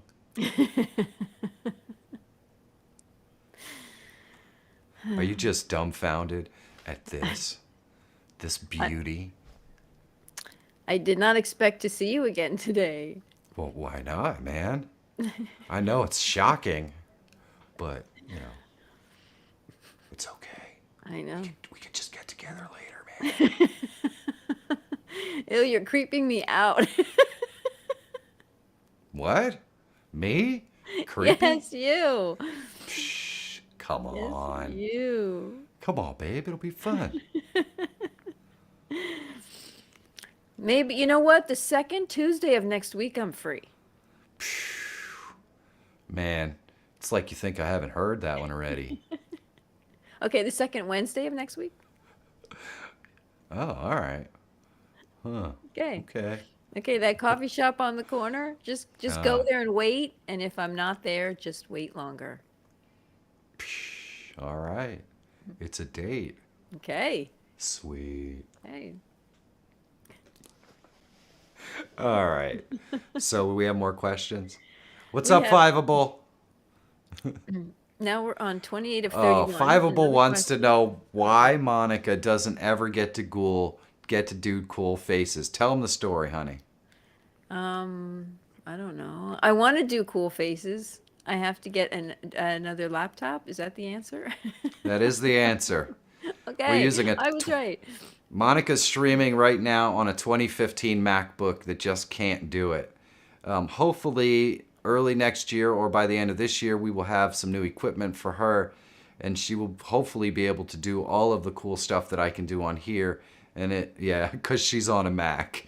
Dad Wars pretty much summed it up. Yeah, baby. Yeah. So hopefully we'll be able to do that soon.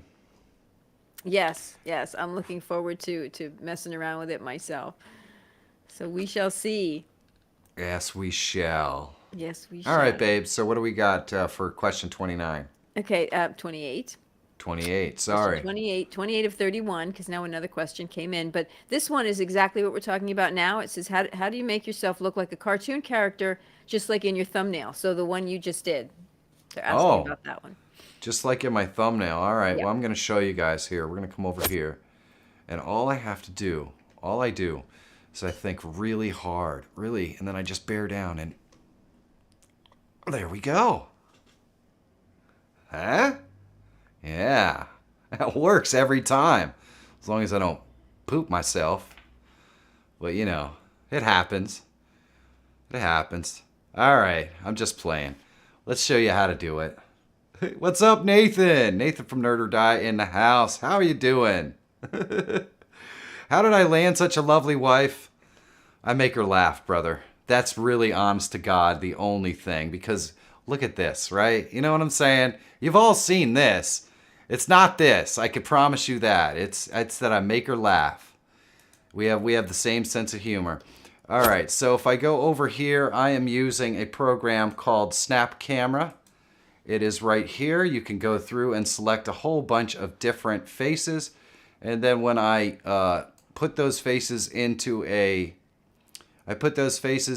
my Stream Deck with hotkeys, then I can press those hotkeys and I can become all kinds of different characters and stuff like that. Now, if you want to know more about how to actually do it, Tech Examine can go ahead and slap a link in the description. I have 2 different videos on how to do it, and I'm actually working on at least one other video that gets a little bit deeper into it. Blue-Eyed Skadee is in the house as well. Hello! I hope you are well. Oh, man. I don't think anybody actually believes that it's just me making you laugh, honey. No? No, they don't think that's it. And they've seen this, so I don't know what they think it could be, because it's not all my flowing cash. It's your flowing locks. Yes. Whoa. There we go. Let's let it all out. You know what it is? It probably is the flowing locks. That's what I'm thinking right here. Yeah. It's the flowing locks, babe. Yep. Yeah. Maybe it's these flowing locks. There we It could go. be those flowing locks. It could Yeah. Yeah. be. The beard, not so much, but the flowing I bet you wish it was the cash in the pocket, don't you? locks. That wouldn't hurt, right? It can never hurt. I have a little more cash. Well, too bad. We're YouTubers. There's no cash here. What are you talking about? We do this for the We love. do it for the pure joy of it. I was just gonna say that. We do this for the pure joy of it. And what does that make us? Just stupid. But hey, you know what? We're having fun. Yes, We're we getting are. there. Yes, Yes, we tech, are. tech exam. Michael T says we're getting there. We are getting there. Someday it's going to happen. So we're on. We have question 30 of 31, right? We are on 29 of 31. Oh, I keep jumping ahead. You do. Damn You just it! keep rushing I it. just want to win. Win. Okay. Okay. Are you ready then for question 29 of 31? Okay. It's actually from Blue Eyed Skiddy, Hello, blue-eyed Skadi. wanting to know Ahoy! how to add a. That's a pirate. Do they say oi, a, whatever it is you're saying? I don't know. How do you add a stream starting timer? Ooh. All right. So I actually have a video on how to do this. And I'm going to point you to that because it's actually a bit of a process. Let me go over here to my main screen and we're going to see. We're going to see if we can find the video really quick. Michael, I don't know if you could do this for me quickly. It's not a very old video. It is how to add a countdown time. Oh, there it is. There it is. I got it. Got it. Oh, there it is. There is a link right there in the description as to how you can do it, Blue-Eyed Skiddy. Ahoy. Yes, we can do it together, creating countdown timers. It's going to be epic. Let's see if we have more questions. We do have more questions. Okay. Okay. Next question. It's time to chill, babe. Chill. You chilling again? Okay. Yep. Okay. We're just chilling. Just chilling. Okay. That's not really chilling. That's like the opposite of chill. Is it?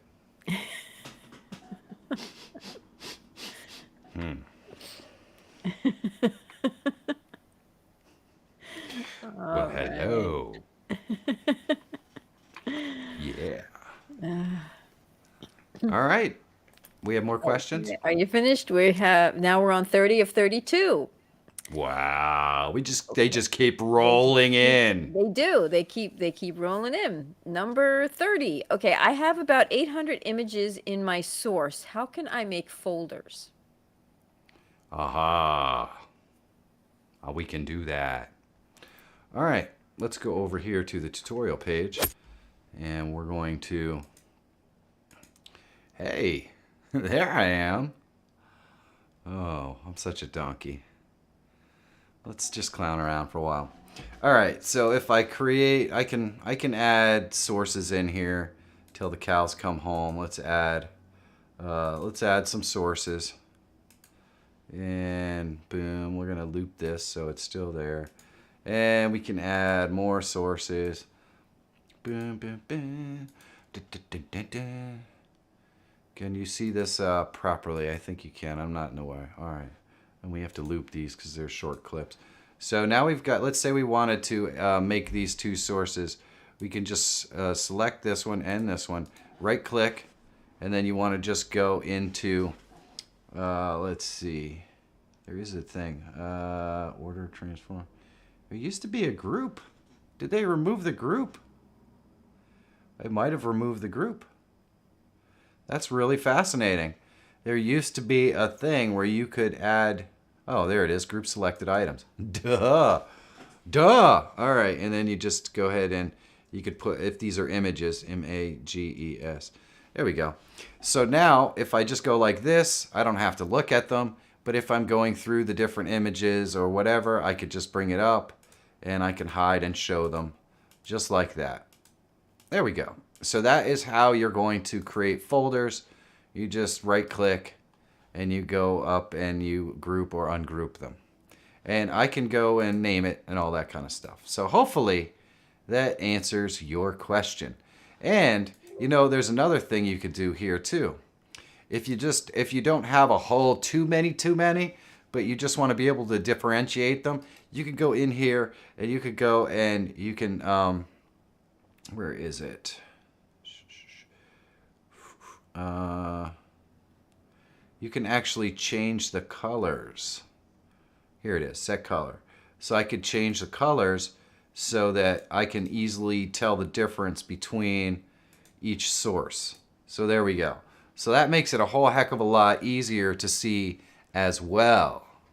So there you go. I hope that helps you. That's a really cool trick. I like those tricks. Tricks are for kids and for YouTubers sometimes. Sometimes. All right, let's monkey around on over to the Monica question cam and see what we got. How many we got, baby? Okay, we are on 31 of 32. 31 of 32. Hold on. Project Simulation is asking the age-old question. Struggling to gain viewers. Are there any tips on what I could be doing wrong?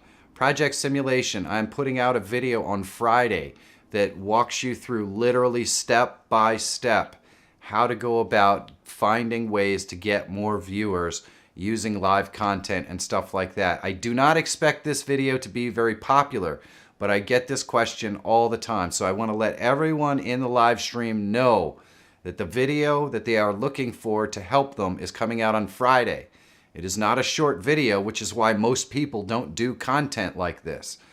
So if you like the video, please make sure that you leave a comment on there and let me know if it helps you or not. But Friday there will be a video. It's probably going to be called Get Noticed on YouTube or something like that, that literally walks you through the step-by-step process of how to cultivate an audience using live streaming content on YouTube. And the same thing will work for cultivating live streaming content on Twitch, because you're just going to, well, follow the system. And it really will help you. I hope it helps a lot of people. All right, baby, what do we got? What question are we on?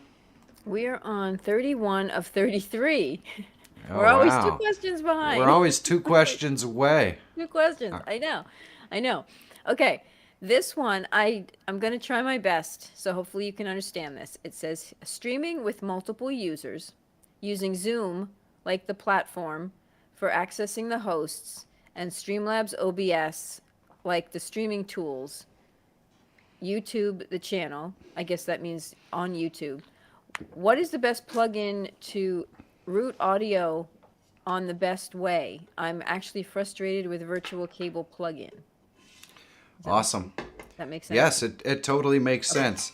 Okay, And good. I have a video that's coming out very soon that's going to show you how to separate out the video or the audio sources.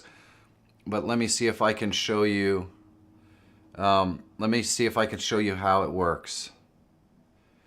Right here. I don't know if I physically have the plugin installed at the moment.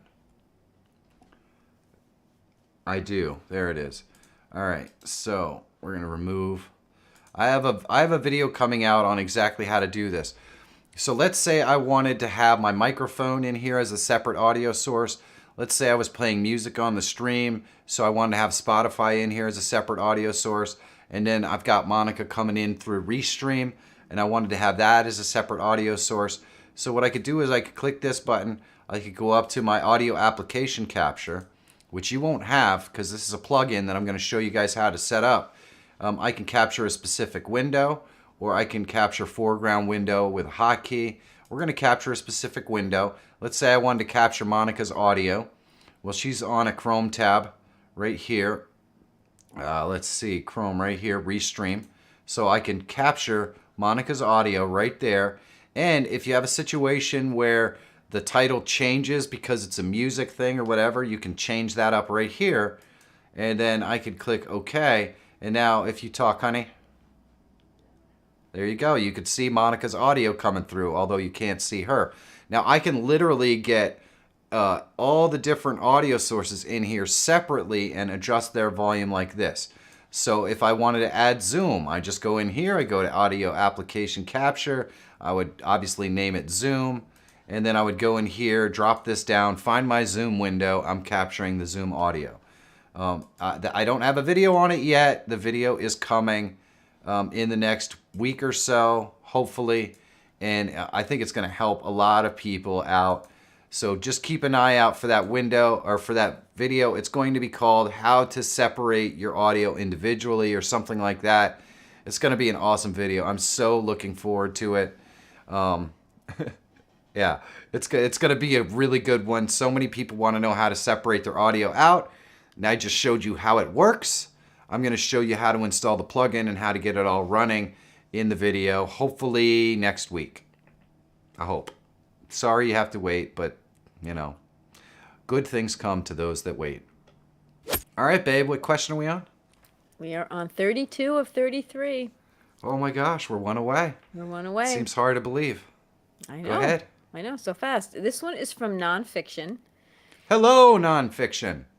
Now, it says, okay, so last week I asked about the NDI not working properly, and I vaguely remember this. I downloaded the latest version after deleting the original plugin like you suggested. Everything seemed to download okay, but OBS still doesn't recognize when Skype is active. Could it be something with the firewall possibly blocking the NDI extension or plugin? No. Well, it could be. It could be. Hold on. The first thing you have to do is make sure that you're using not the desktop version of Skype, but the one that you get from their download page. So if you have the one that comes on Windows, make sure you uninstall that and you go to their download page. Rod Lopez, hello, thank you for subscribing, by the way. Please do me a favor and say hi in the chat if you are in here. Go to their download page and download it. Secondly, you have to turn on the actual NDI output in Skype. Let me see if I actually have Skype loaded on here. I may or may not. And if I do, I can show you how to do it. I'm also producing a video, by the way, for those of you who ask about how this overlay is set up or whatever. There will be a video showing you exactly how to create it using free tools. I just finished filming that this week. So you will see when it comes out how long it takes to actually produce a video. But either way. All right, so I'm gonna come over here, and if we go into, I'm in Skype now, so if I go into settings and I have to go into video and audio, I think, where is it? General? No. Skype store, enable global hotkeys, translation. I know there's a setting in here that actually sets your that sets up your audio and video piece so it will work through NDI. They've changed this since I did the video, so it's hard for me to remember, but it's got to be in here.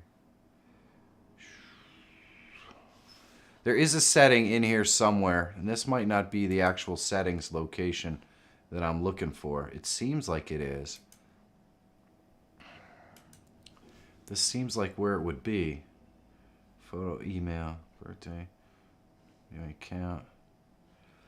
I know there is an actual setting in here which allows you to turn NDI on. And one of the problems might be that I've updated my Skype 2 or 3 different times. And so it might be in a situation where I actually have the desktop version on here again.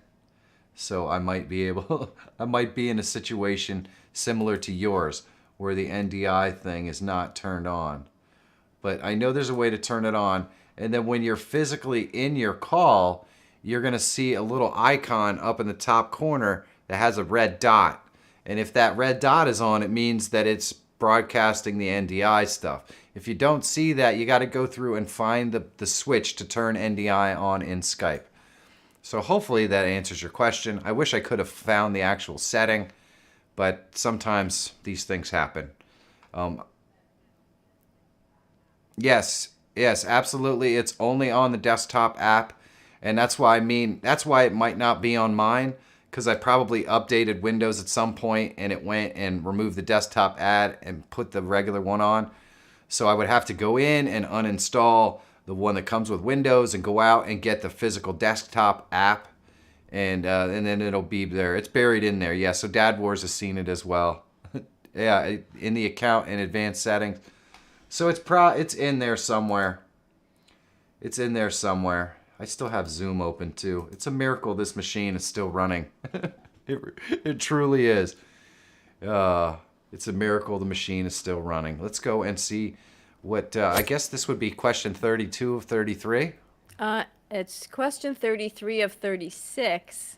Oh. Getting additional questions, and I see people coming in now, and it seems like there tend to be questions in the chat. So if somebody could post that link again for the form, because Yes, please do. Seen it recently, so I'm just, I haven't been watching the chat, but I haven't seen it specifically. Well, I can post it in there. I could post it. If you guys have a question that you would like me to answer, let me put the link in here so that you can go ahead and get it posted to the form. And I think what we're going to do is we're going to keep the form open for another, I don't know, 10 or 15 minutes. So if you want to get your questions in, the next 10 or 15 minutes are the sweet spot before we're going to have to close up the form. Yes, Michael won again. He got it before I did. The next 15 or 20 minutes are going to be the sweet spot before we're going to have to close it up so that Monica gets her beauty rest. Oh my. Woo. Thank you so much, Anonymous. Tipped $4.20. Anonymous says, awesome live. Thank you so much for all the amazing info. However, I now have 5 videos and 2 days worth of OBS homework. Thanks. As long as you are better at OBS by the end of it, that is all that really matters. Here it is. Dad Wars just told us to turn on NDI in Skype, select calling, advanced, and then turn on allow NDI usage. And there you go. Did the audio go up here again? Because it seems like it did. Can you actually hear me?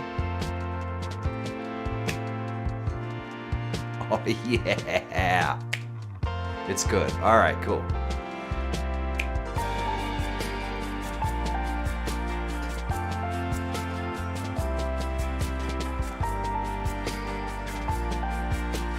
Oh, yeah. Woohoo!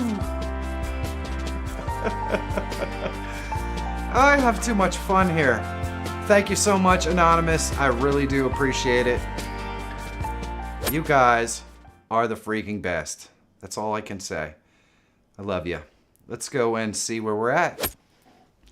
So we're on question 22 of 96. 33 of 39. So they are Well, hey. coming in, which is good. That's very good, because the way to get them answered is to put them on the form and drop them in, and we'll get to them, like, you tell me when to close it, but it's going to be open for another 15, maybe 10, 15 minutes for questions, and then it's going to be closed out. So get them in now. Okay, Yeah. next question Hey. is from Next. Slay. Yeah. Slay Oh, was yeah. on Slay? Slay. Slay. Slay. They were on last week. Slayer. It's even No, cooler. just Huh? Slay. Anyway, I asked you how to fix alerts for my Streamlabs OBS. I've been Yes. waiting for you to upload that video so I can get them fixed, but however, I've been watching older videos and they aren't really helping a whole lot. Could you help me, please? By the way, I'm streaming with OBS with Stream Element plugin. OBS with Stream Elements plugin. See, I have a feeling he's not using Stream OBS because Stream Elements doesn't have a plugin that I'm aware of. To add alerts to your stream, let's go into our tutorial screen here, and I'm going to go in to add alerts to your stream. Let me go and see. We'll go to our streaming tools, and we're going to go to my overlays, and we'll go to let's go to, is it this one? I don't know if it's this one. Valid authorized token. Oh, that's always fun. Now I got logged out. Hold on, I gotta switch scenes here real quick. so I can log in. All right. And then we're gonna go back over here, and let's just see main over. I don't know which one is. Oh, I didn't want to go. All right. So yeah, this is my main overlay, and it's all right. So if I put this main overlay right here, I'm just gonna copy out the link, right? And then I'm gonna go over into my OBS, right? I'm going to click the plus. I'm going to go to browser. And we're going to call this one alerts. And we're going to click OK. And it's 1920 by 1080. Oh no, we're going. Woohoo! Dr. Rob Allen, thank you so much. Oh yeah.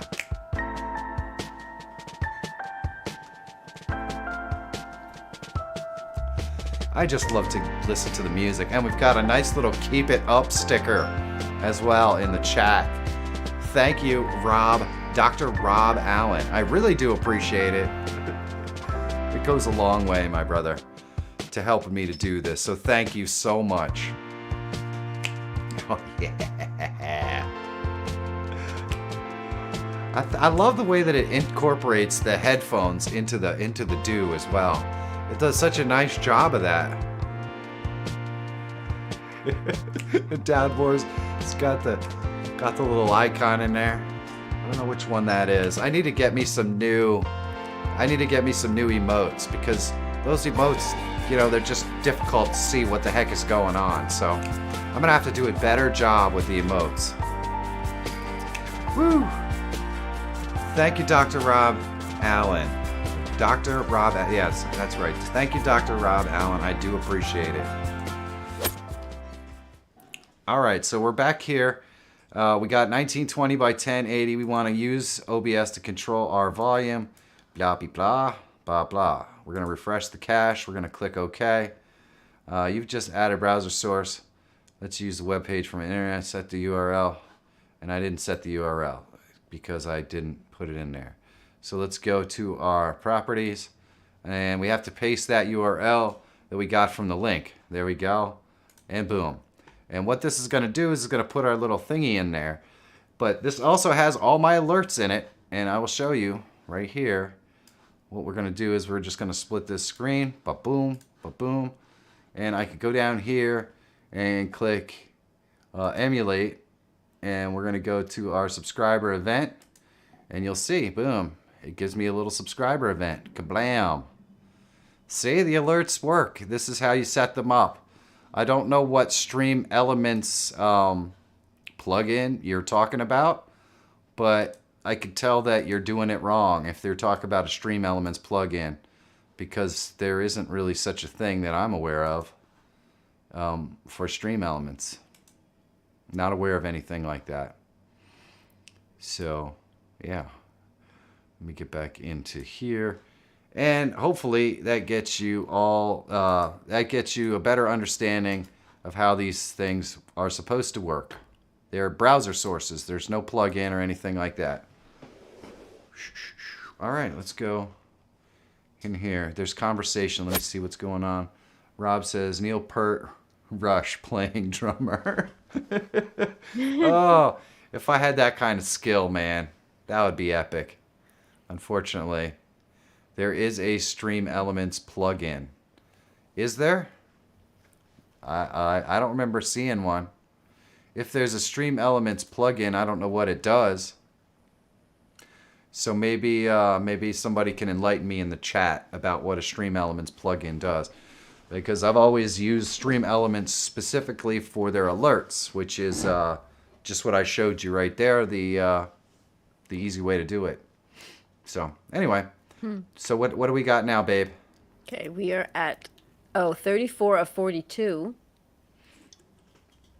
Okay. I do know there is a Stream Elements browser thing that's not very good, but it does exist. So if you wanted to use their version of OBS to stream to YouTube or something like that, that does exist, but that's not good. You should be using OBS. But other than that, I don't know of any other plugins or anything that they have out there. Anyway, sorry, honey, go ahead. That's okay. Now we have 11 questions remaining. Oh. Okay. This one has a lot of like personal computer information in it, but I still think you can help even if I don't give you that information. It says, I want to stream the content from another PC on my PC. What do I have to do? Then they list the specs of both PCs, and then they say both are my PCs. I can't play and stream Minecraft on a single PC. If so, the encoding will overload, so I'm asking for some help. So Okay. you can help him with that? Yep, Or her with yep. that? Okay. We can. Okay, so if you're going to stream from one machine to another, there are a couple of different ways that you can do that.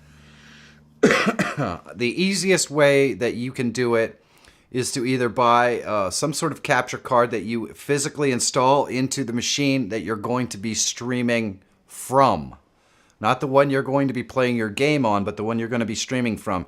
You put a capture card in there, you plug in the output monitor from, or you plug in one of the monitor outputs from your computer into the new computer, or into the streaming computer, and the HDMI moves that across. Then you combine that as a camera in OBS, and you have basically, you could build the stream in OBS on the streaming machine and then send it out. The other way that you can do it is to set up one computer, not one computer. You set up your streaming computer, not your streaming computer, the gaming computer, the one you're playing Minecraft on. You can set it up so that OBS will transfer NDI, which will go out to the network. And then your streaming machine can pick up that NDI source from the network.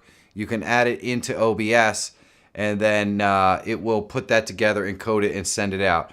So definitely the most reliable way to do it is with some sort of a cam card or something like that.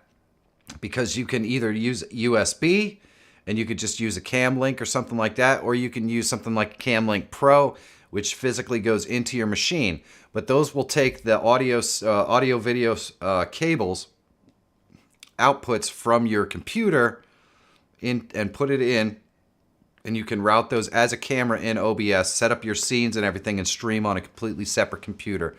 So hopefully that answers your question. I am going to be doing a video or more content on multi-streaming or streaming from multiple computers that you use. Especially going to do it from Mac to PC and stuff like that to show folks how to do it better or different. That's going to be coming up soon. I just have to get some equipment, and right now equipment is very expensive.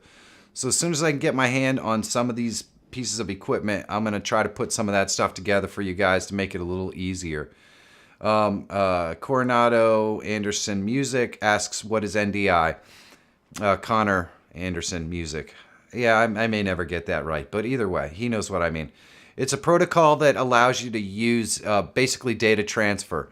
So let me go over here to the tutorial. And there's a whole install for it. I have lots of videos that use it, but once you load it on your machine, I can go into Tools, I can go to NDI Output, and I can use a main output.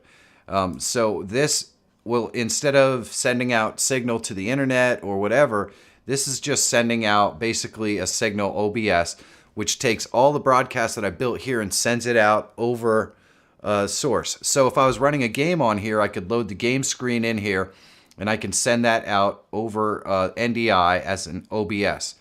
And then I can go in and run the NDI plugin, which would give me a whole bunch of different ways to send that out, be it over the network or as a camera source or something like that.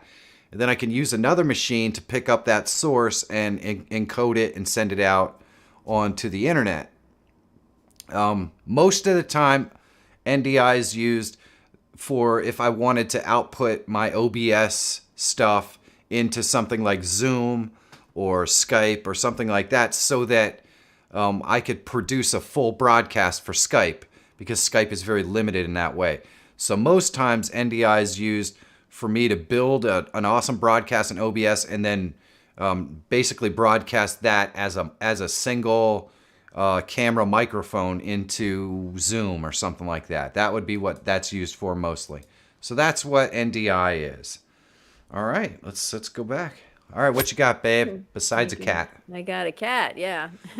Okay. This one, oh, somebody provided their YouTube name. It's Elusive Moth 361. So I don't know if it was for that previous question or this next up and coming question.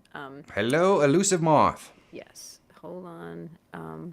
Hold on. It's loading. He's very hard to find, from what I understand. Okay, I think so. Okay, question.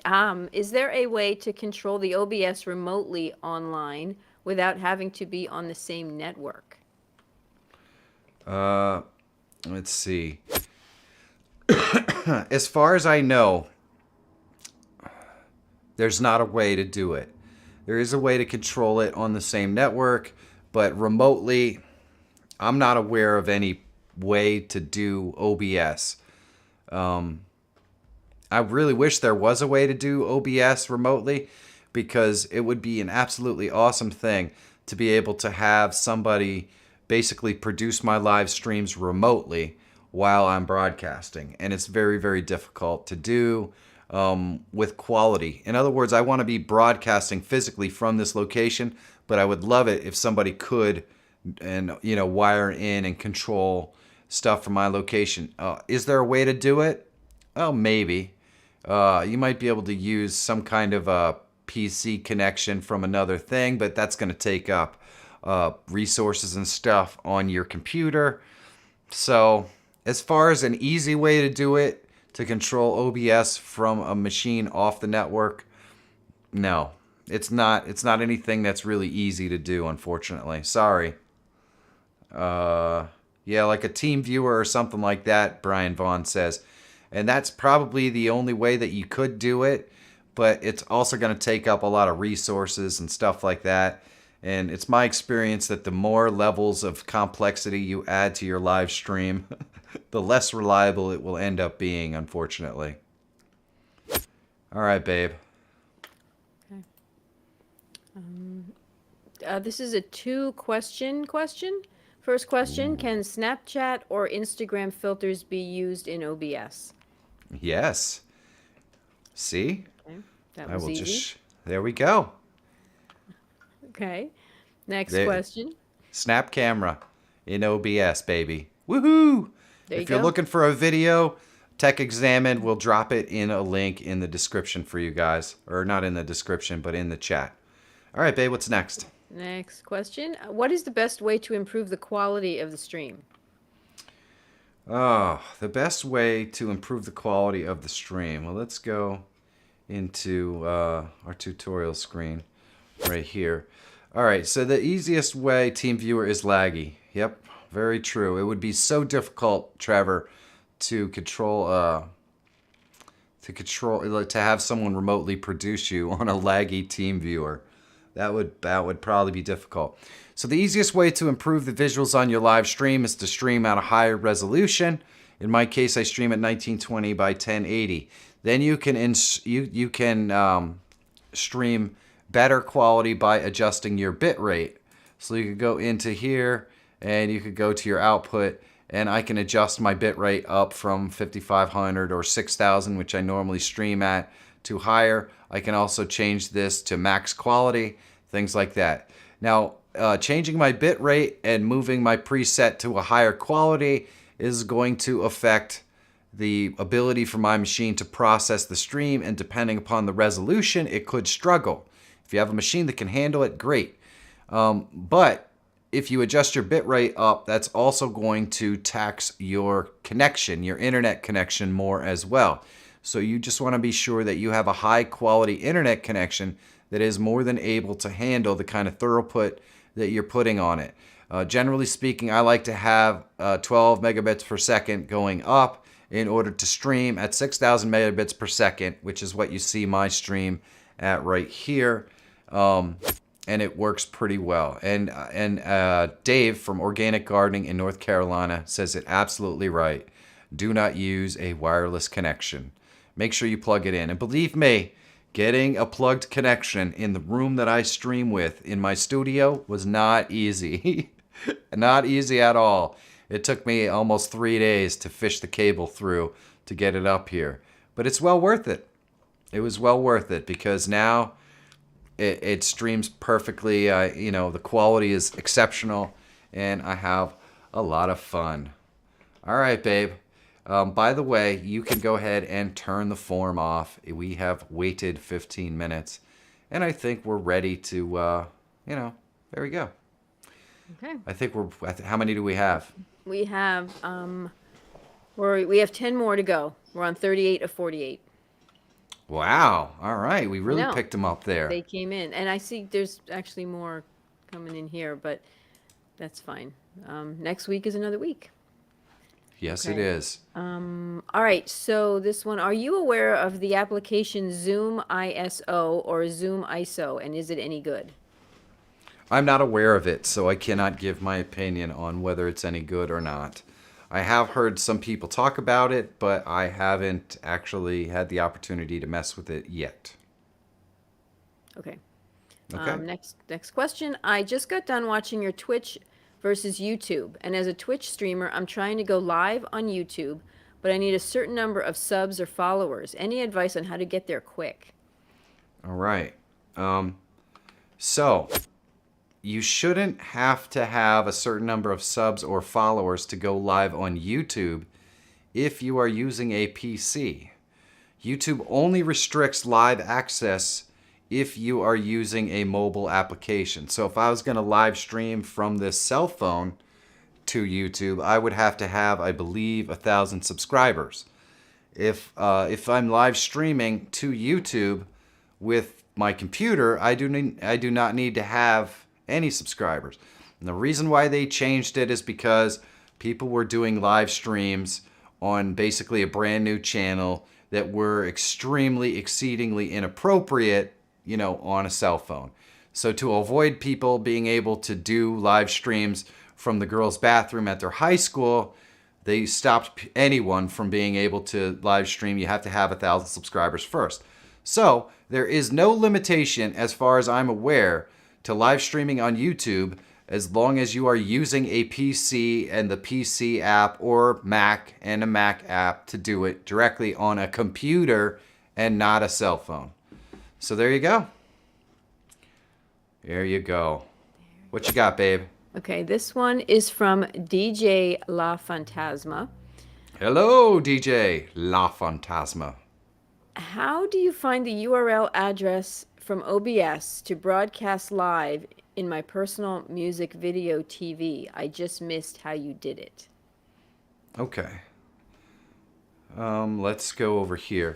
So let's say if you wanted to output your live stream to your own personal web page or something like that, I cannot tell you how to get the actual information from your personal web page. You'll have to find that, but I can show you where to put it, and I can show you what information you should be looking for.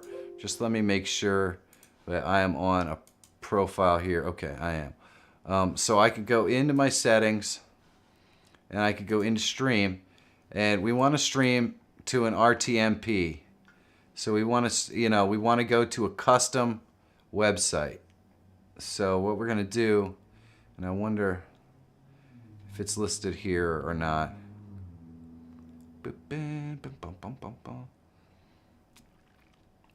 So we would just go to custom.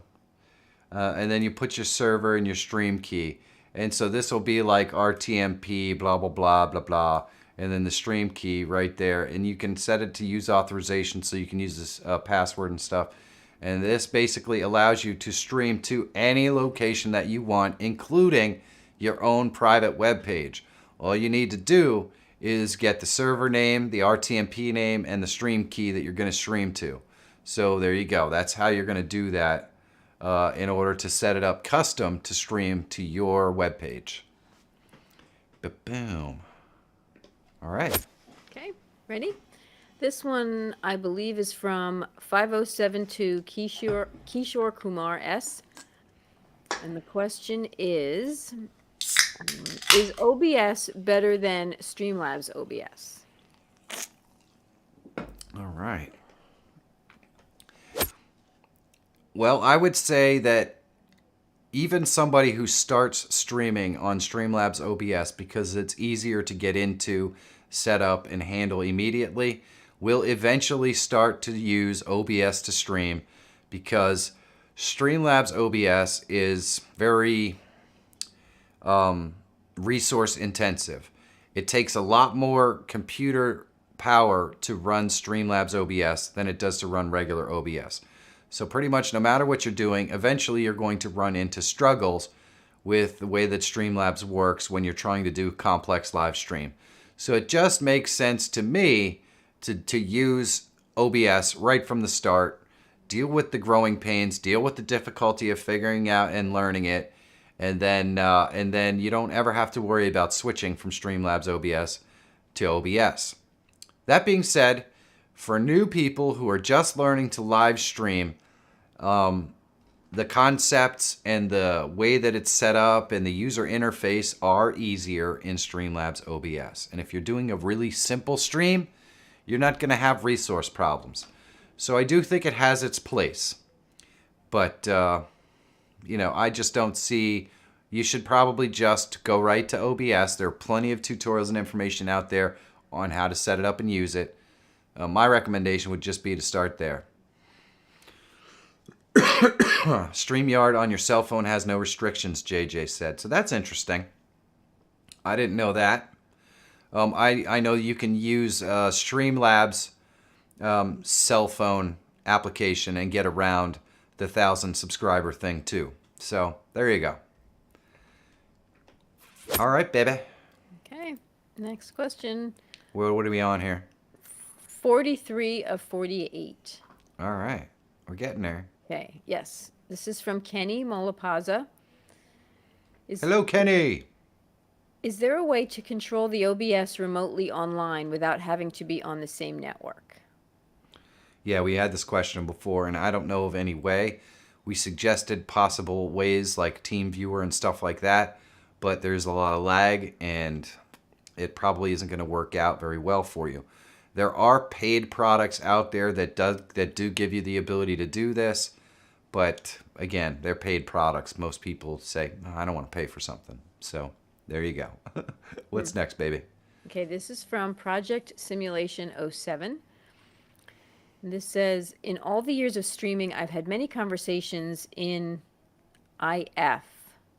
I don't know what IF is. Face cams actually make a difference in whether people will tune into your stream video or not.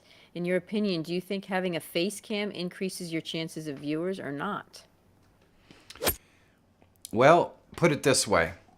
People inevitably come, especially on Twitch, to see your game or your skill playing the game.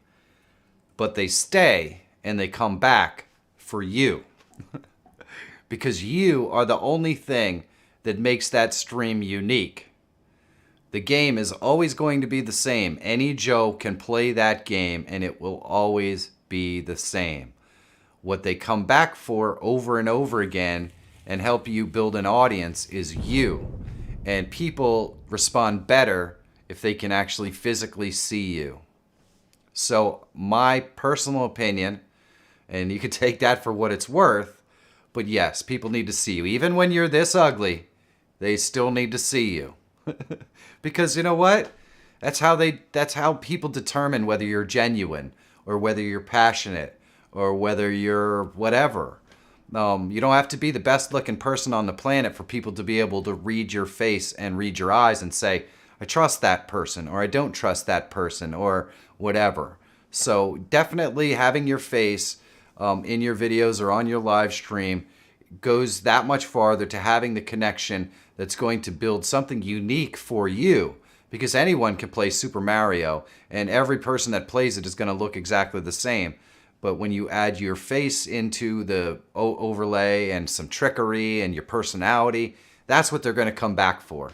And they can identify easier when they can physically see you. So that's just my opinion, though, just so you know. All right, babe. Okay. This question is actually from 5072 Kishore Kumar S. And okay, so the question is, I want to make a reaction video with my friends, 3 of them excluding me, so there's going to be 4 total, and they're in separate countries. How can they do it? All right. So we're going to go over here to the tutorial page. Normally, well, here's what I'm going to do. I'm going to go ahead and bring up, well, we're going to bring up Restream here for a second. So just so you know, I'm going to click the plus under sources, and we're going to go to display capture. And in this case, we don't need to change the name. And that's what we want to do. We want to go to that one right there. You could drop it down and select the display you want. It just so happens that it came up. And there we go. So now I've got the Restream display on here. It's in full screen now. I'm going to move it out of full screen for a second so I can show you. So I've got two cameras in here, but I have Monica's camera maximized. If I do that, then you're going to see that my camera is right there. So boom. Now we have both cameras there. So all you have to do is use a product like Restream or StreamYard or Melon, and you could basically capture this screen right here and see everything you want. So I can maximize this, and there we go. Now we've got it maximized. All I really have to do is stretch it to here, and now we've got 2 guests, and you can add 6 guests or 5 guests or however many guests that you want to add. You just add their audio in as desktop audio, and there you go. That's all you really need to do in order to have exactly what you're looking for. So hopefully that answers your question, and I'm gonna go ahead and remove that. That's how I would do it. And Monica and I communicate fairly well, as you can tell. Even though we are not in the same room, the delay happens, and people sometimes talk over one another. It's unavoidable, but that's the best way to do it right now, in my opinion, so that you can add all kinds of other elements through OBS with your live stream. All right, babe. What question are we on? We are on. Luigi Playhouse says, "What about XSplit?" I don't know. What about it? Anyway, go ahead. 46 of 48. All right. Okay, this is from, it looks like it's from Lavish. Hello, And, Lavish. He's very I- fancy. Yes. I wanted to live stream Apex, Velo, etc., some type of high-pace games, and my stream is pretty laggy. Excuse me. I have been trying to search for the solution by tweaking the bit rate and etc., but it doesn't solve it. Can you help me? Then they list the status of their computer and all their bit rates and everything, but is there some sort of information you can give them without knowing the exact specifics? Well, there is a couple of little tips I can give them. They may or may not help you. You could go into settings, and assuming that you are using an encoder card, which you probably should be if you're streaming games, so you would have an NVIDIA card or something like that. Right here, look ahead and psychovisual tuning are 2 pieces that you can add that are going to pull together all of the fast moving elements of your stream and make them cleaner. You can also bump your quality up to max quality and all that stuff to make it work better as well. If you're getting a lot of lag and stuff like that and your machine is not causing problems, and of course the best way to check that is to go up into view, and then you want to go to stats. And you want to make sure that right here, you're not dropping any frames due to render lag or encoding lag. And if you're not dropping any frames due to render lag or encoding lag, then you're going to want to check and see whether you're dropping frames down here at the bottom. When you're streaming, this should be green and give you your kilobits per second and all that stuff. If you're not dropping any streams, or if you're not dropping any frames, then the psychovisual tuning and that sort of stuff could help you out. Oh, okay. So there is an encoder specific for AMD graphics card. Go to the forums for OBS and do a search for AMD encoder. Load that in there. It should work similar to the NVIDIA encoder and allow you to use the encoding pieces of the AMD chip, and that should really help you out. I don't have an AMD card, or I would have already done 20 videos on it, but unfortunately I can't because I don't have one. So let's go to the next one. Okay, we are actually on question 48 of 48 because the previous one was a duplicate. So this will be the last question. What? Wait, hold on. You need. Wait a I second. said- okay, You said what? I said this is question 48 of 48 because the other one was a duplicate. So we are on the last question. 48 of 48. 48 of 48. End of questions. How could this be the end already? It's not even my bedtime yet. It How should is be this your the last bedtime. question? Only 48 questions tonight. Mm-hmm. That seems impossible. Well, We you got did. through You it answered too them quick. fast. You answered them real quick. Dear goodness, how could we get through them so fast? How did this happen?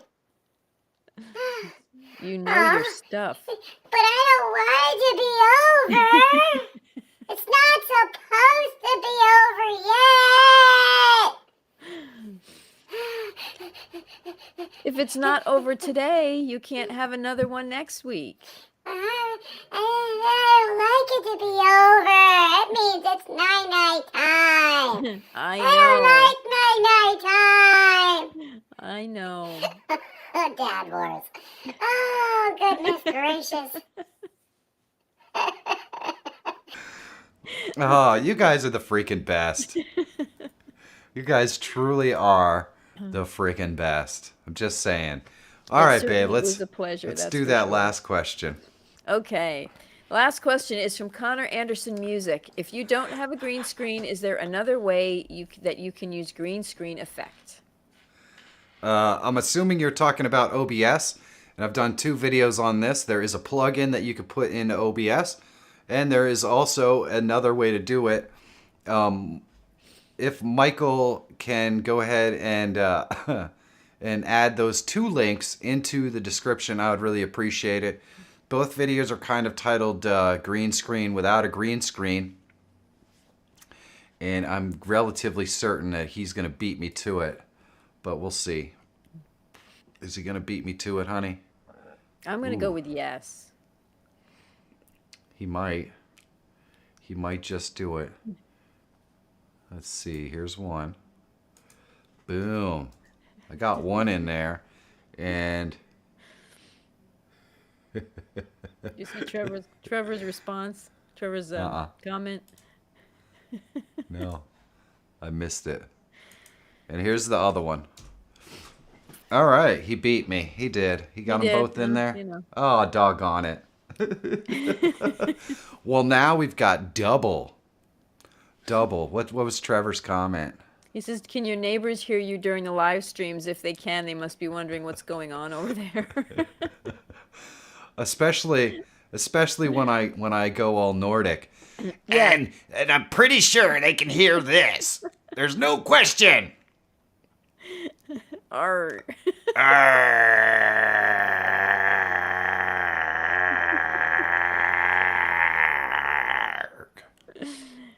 We should probably research the actual sound that Nordics make. Yeah. I don't That's what use you this are. one tonight I at don't all. even know what you are. Kind of disappointed. I like this one. I didn't get to use it at all. You know what else we Didn't get to use? We didn't get to use. Oh, I'm gonna be going away from you real quick here, honey. We didn't get to use this one either.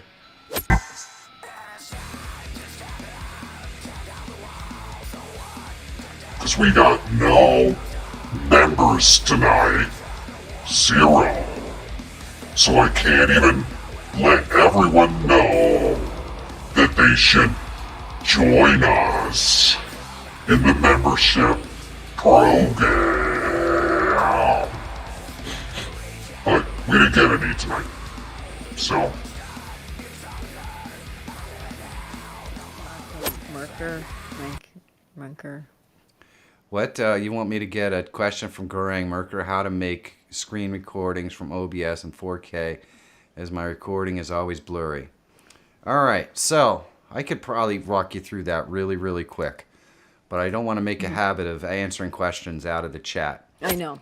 But we're going to do that anyways. Alright, so, if you go into settings and you go into your output and you go into recording, you have to keep in mind that for 1920 by 1080, your kilobits per second are 60,000 kilobits per second to do a quality recording in 1920 by 1080. So I believe 4K is double the size. So your bits per second, your bit rate should be double that kilobits per second for recording in 4K. And if your machine can handle that, epic. So, but that's where you change it up right there. But it's not the same as a live stream.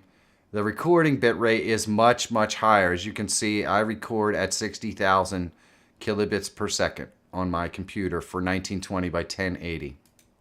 So, there you go, brother. I hope that answers your question. All right, honey. I guess we're going to have to tackle this final question, aren't we? That was the last question. Oh, that was the last No, question? yes, from if you don't have a green screen, is there another way you can use the green screen? That was the last question. Oh my gosh. How could that have been the last question? You tricked me and I just answered and I didn't even realize it. I told you before it was the last question. Oh my gosh. Now it's over. It's all over. It is over. I'm sad to say it is over again for another week. Just 1 week. You can make it for one more week. You know what that means. Hey. I don't know. No. So you don't have anything else to do after this, do you? Actually, I got a lot to do. Yeah. Yeah? I'm busy after this. Sorry. Maybe some other time. Man, come on, babe. Just give in. Look at this. Come on. You know what? I expected you to say, you know, you wanna. Yeah.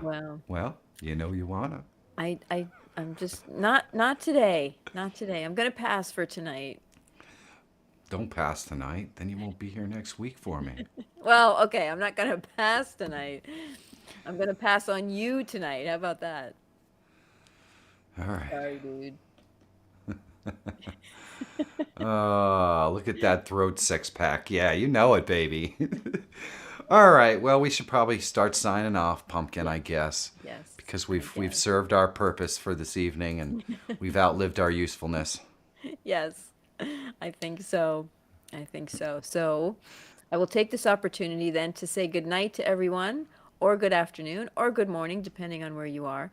If we're not able to answer your questions, bring them back next week. We'll be here next Wednesday, same time. We'll be able to answer them at that time. You guys be good to each other, and I will see you next week. Have a good one. Thank you, honey.